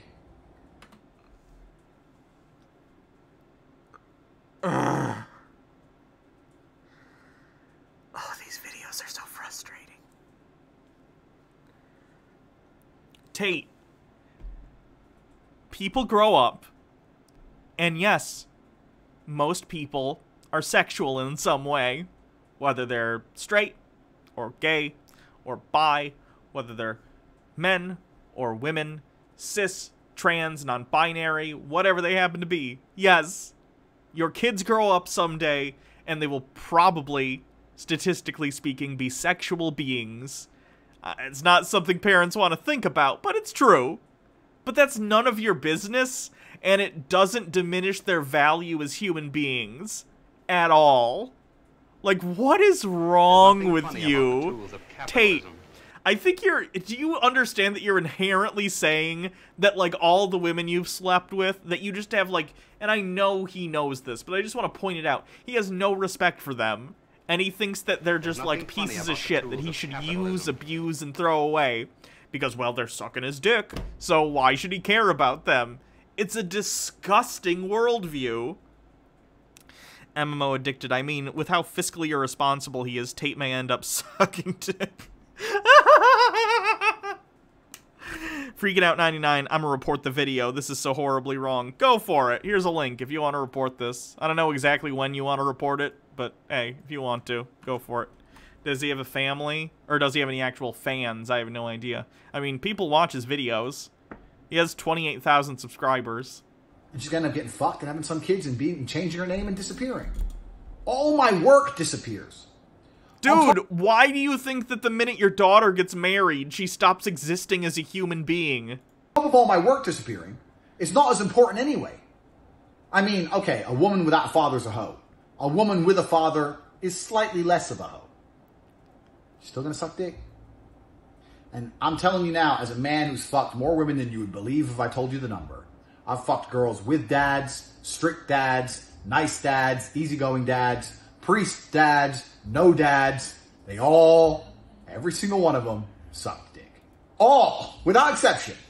And my point is, all the work you put into, I'm going to be a good dad and she's going to be a good girl. Okay, if you think that oral sex is somehow inherently demoralizing or immoral, then why are you having it done to you? Like, what? How are you gonna want to have your dick sucked and then turn around and say, but the person who does it is a piece of shit? Do you not see, like, what an asshole that makes you? She's still gonna suck dick. She's still gonna get fucked. She's still gonna get pregnant. She's still gonna take someone else's name. And she's gonna leave. All that time you've put in has absolutely zero merit towards the continuation of your genetic legacy. If you enjoy being a parent, fine. It's a leisurable activity. But leisure and constructing a dynasty. The comments in the video are awful? I'd imagine so. Are different things. And you only construct a dynasty via sons. If you had 5 daughters and 1 boy, all the work you put into the boy is worthwhile. Because he's going to be a man that represents you and your name. The girls, waste of time. Why? What is the... Why do you think this? So everyone out here knows they really want boys. But we're not supposed to say this. And we're not supposed to say this is because somebody has to raise the bitches. I fuck hoes. I fuck girls. Sorry, hoes. I don't need to. I fuck women. Every man I know fucks women. We all fuck women. Someone had to raise them. So you get stuck with this task, and you have to raise this chick. And everyone convinces you, but if you're a good dad, she'll be a good girl. God, I hope Tate never, never, never has a kid. Ever. Because there's a 50% chance that kid's gonna be a woman. A girl. And there's 0% chance he treats that kid right. I mean, he's already gonna mistreat whatever kid he has, but especially if it's a girl. Holy crap. That's gonna be an abusive household. He's admitted to beating women before. You think he's not gonna beat his kids? Stephen J. Neptune, man. So he doesn't think a girl can carry his genes. I know a lot of people in this country are anti-science, but this is ridiculous, yeah. MMO addicted with 10 bits. My highly matriarchal family disagrees with that. My grandmother and mother built a dynasty. Males in the family are useless. Girl, if you're half a G, you know you can't save her from the streets. You ain't saving her. So you need boys. Everyone knows this. Now, how do you negate this problem? And why is this problem so hard to negate? Well, the problem is this. If you get a girl, you get a woman, you get a wife. Okay, we're gonna have a baby. You try, let's say 6 months, she's pregnant. Boom, 9 months later, a baby comes. Oh, it's a girl. Yay, okay, a girl, love my girl. Blah, blah, blah. Woman needs to recover. Bang, bang, bang. 1 year later, she gets pregnant again. Bang, it's a girl. Yay, you got 2 girls. That's 5 years. You've just spent 4 to 5 years. You've now got 2 women. Even if you got her pregnant again at this point, and it's a boy, he's gonna have 2 older sisters. You ain't having a G. I'm the oldest in my family. And my brother's the second oldest. So the big MMO addicted. If Baja watches this, she'll have an aneurysm. Big boys. True. Could we be us if when the second we were born, we're looking up to our sisters? Our sister was beating us up or picking on us or some shit. This is where the feminists, this is where the liberals, this is where they all come from. They got big sisters. I'm an only child. So by the time you have 2 girls, now even a boy won't save you. And I feel like Tate would consider me the most, like, being that I'm trans, would consider me the most soy boy because he doesn't consider trans women actually women. So, how do you explain that one, Tate? Only child. There's a very real chance you'll have 2 girls. It's a very real chance. And if you do not have other possibilities, if you don't have other females, or enough finance to court other females, or enough finance to say to your woman, look, whatever, divorce, da-da-da. I'm not saying divorce your woman if you have daughters, but just an example. You split up and you find a new chick, or you can take care of 2 families at once and you've got the money to handle it, whatever. If you're stuck, me working my job, me and my wife, we have what we have. You're gonna end up with a bunch, you might end up with girls. And girls are, from a purely logical perspective, a waste of time. This is why I hate when people are like, from a logical perspective, because half the time, at this point more than half the time, especially coming from people on the right, when they say logical, they mean I'm an asshole with really, really messed up immoral opinions. So I'm gonna say them and act as though it's just logical and that I'm thinking without emotion, and therefore that's good. Even though this is an incredibly emotionally driven viewpoint, the idea that he thinks women are worthless. Ridiculous. Now, I know this sounds heartless and cold, but it's a heartless and cold world. If you look at it from a purely merit-based, I put effort in, what do I get out of it? You get nothing for raising a daughter. Now, there's going to be some guys that... How about you get a kid that you love, like you should love all your kids? What is this idea that it's like a... Like, by... This is just frustrating, guys. Like, by what metric are you determining the value of your own child?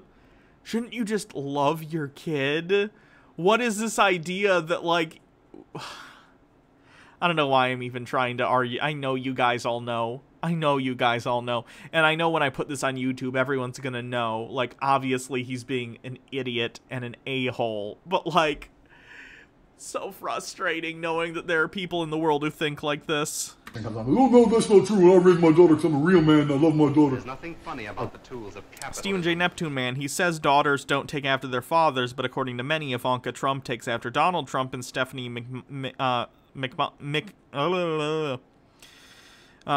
Stephanie McMahon takes after Vince McMahon. Not the best examples, but they're still examples, sure. Okay, bro. All right, tough I think a lot of people take after both their parents in some way or another. guy. Well, my son will fuck your daughter, and you can keep telling me about what a real man you are, and he can jizz on her face. So, blah, blah, blah. We know I'm right. That's why this opinion's so offensive. So, as a man, if you're truly a top-tier man, your only choice is to live like Genghis Khan. You need unlimited female partners, the ability to have unlimited babies, the finance to take care of all the babies, including the daughters, because everyone needs to eat, and the mothers, because, you know, you love the women if you have kids with them. You need the ability to conquer the world and have unlimited children with unlimited spouses so that you end up with the correct number of sons.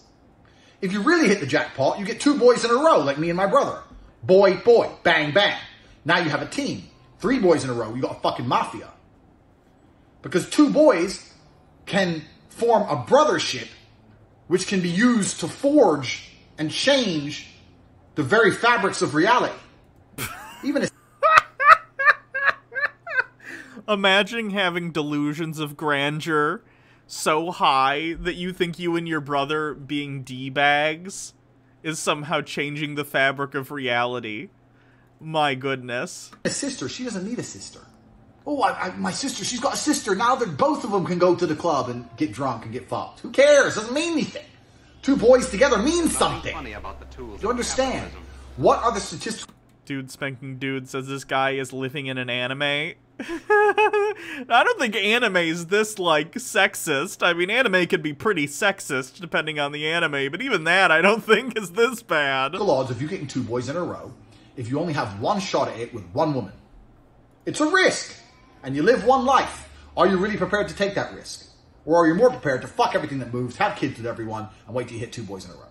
Because remember, if you have 2 girls first, you can't even have boys now. Now they're going to be a bitch no matter what. Funny about the tools of Now this capitalism. Crystal Cat with 10 bits. Nothing is more top-tier man than talking about what a top-tier man you constantly are. No kidding. Is this a parody? No, it's not. This is Tate. We cover him all the time. He's legit this bad. This opinion's offensive to people, especially to men who have daughters, and they find it infuriating because they know I'm right. And that's what happens when you're right. You piss people off. But this is the reality. And if you look at the world where people are still more honest to their biology, you look at the poor world and the third world, etc., do they want girls? No. They want boys. Everyone wants boys. A lot of that has to do within non-developed countries, non-developed economies, what is colloquially usually referred to as a third world country, as a relic of the Cold War. Anyway, in these countries, a lot of the times, men are valued more than women because in these cultures, they tend to be very traditional. Men can go out and get jobs. Men can work if they're in, like, a more rural area. They can do more physical labor if you have something like a farm.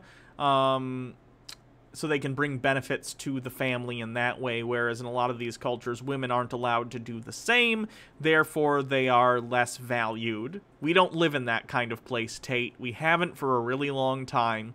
We're fortunate enough to live in places while the rest of us. You live in Romania. I don't know what Romania is like. You live in Romania so you can have your little McMansion and stretch your dollar twice as much as it would go in a country like America or the UK.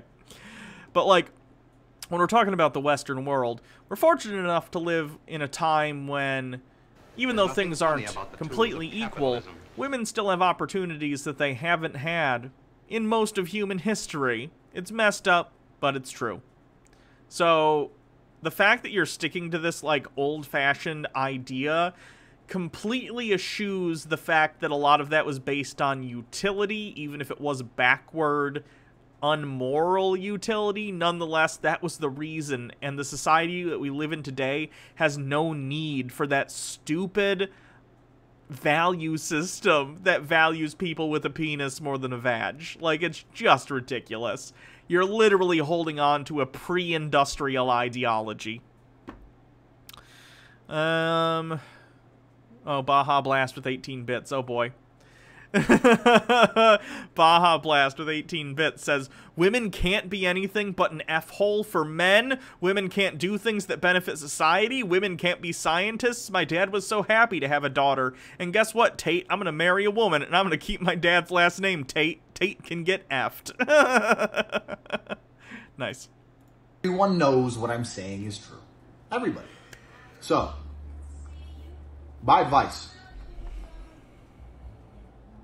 to young men is as follows. Get rich, get a bunch of bitches, start having a bunch of babies, and wait to hit that double boy jackpot. Might take 10 women to do it. Flipping a coin twice in a row, you know, it can get messed up. That's how it goes. If you have daughters with the mother, good. Enjoy your daughter, love your daughter, raise your daughter, have fun. But that's not your genetic legacy. That's a hobby. And it's also not a very important hobby because we've already discussed why whether you're a good dad or a bad dad doesn't change anything. Whereas a good dad and a bad dad to a son change. Oh my god. Tate, you're gonna be the worst dad ever. Is everything. So my most controversial opinion, I guess, is that daughters are absolutely a waste of time. Someone make a horror movie, and it's gonna be Tate's life as a father, and let's say it's just him and he has a daughter, and they're living in Romania, and this is just what's gonna happen in real life, but he lives in Romania.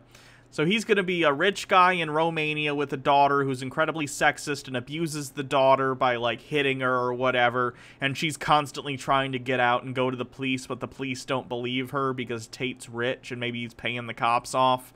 That feels somewhere between a horror movie and what's literally going to happen in real life. They're a waste of energy. They're a waste of effort. And if I had my way, I would happily die having a bunch of sons that fuck everyone else's daughters, and I ain't got to worry about my daughter getting fucked by nobody.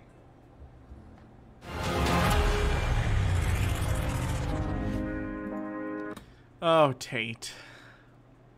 Tate's a bad dude. He really is. As entertaining as Tate can be for his really, really stupid takes and his, like, obvious overcompensation, it's real depressing when he really, really shows who he is as a person. Which is bad, as you might imagine. There's nothing funny about the tools of capitalism. Dude spanking dudes. I hope if it's a girl, they just terminate it. It's better than being raised by Tate. I mean, it's probably true. Okay, that's probably it. I'll save this other stuff for another Chud watch. This I'll save under Chuds. And that I'll just come back to another day. Because we've been going for about 3.5 hours. So, thanks everyone. If you haven't, make sure you subscribe to my YouTube channel. I'll do a cleanse real quick. You're right. I should do a cleanse. I'll do a cleanse real quick. But yeah, subscribe to my YouTube channel if you haven't already. It's where all my past streams go. And they're all put into playlists. We have full streams, and then we also have stream clips where I take each segment from the show, cut it up, and they go into their own playlists, whether it's about politics or whether it's Chud Watch or whether it's something where I'm talking about sovereign citizens. Dude Spanking Dudes has a link that I'm assuming is a cleanse. Hello, hello. Hello, friends. Today I am dreaming this really, really beautiful, spooky, make sure cute. It's gonna play music from Animal Crossing, and I'll get pinged for that. Yeah, I'm serious. Nintendo, like, if you're playing, like, a Nintendo game and there's music in it, Nintendo will claim the entirety of your video just for that. Let me find a different cleanse. Here's a... let me see if there's one of these that's relatively short. 23...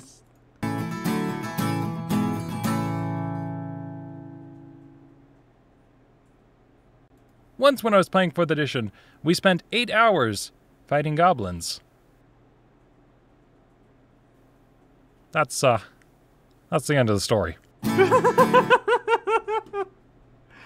That's pretty funny. Is there any other really short ones like that?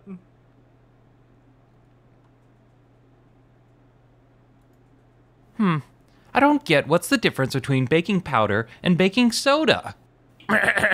Well, you see, both baking powder and baking soda are sodium bicarbonate. Both of them are leaveners which react to produce a frothy, foamy consistency that's used to make baking dishes. Baking soda is the pure form of sodium bicarbonate, which is a base. I know there's plenty of Animal Crossing channels. They're probably getting ad revenue taken away by YouTube, or they have a specific partnership with Nintendo that lets them do so. It needs an acid in the dish to react with. Alright, so like they might have ads on their videos, but if they have ads on their videos, chances are the ad revenue is going to Nintendo. For example, acidic ingredients are brown sugar, applesauce, lemon, and vinegar. If the dish contains an acid, that's fine, but if the dish doesn't have something to react with, you have to go with baking powder, which contains additional acidic ingredients. Well, that's a biochemist for you. Of course you know how this works. Actually, I just Googled it after you asked the question. You think I actually remember something I learned in college? Okay, now we'll probably be done. Let me see if there's anyone I can raid. Do-do-do-do. Surfs. Bad Bunny. Bad Bunny or the Surfs. I tried to raid the Surfs yesterday, but they literally ended right when I ended. It was actually kind of funny.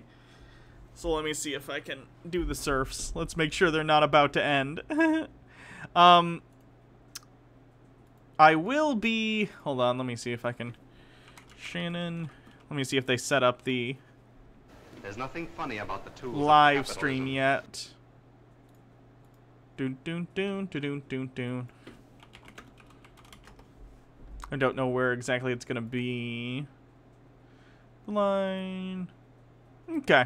Either way, I'm gonna be on the line with Shannon later at like 8 p.m. So check that out. I'll tweet out a link whenever I get it. So chat is valid. Let me just raid. So have a good night, everyone. Yeah. Have a good night. See you then. 8 Eastern time. Yeah. I'll tweet it out when it's ready. Have a good night, everyone. We're fighting a lot on Twitter. We're fighting a lot on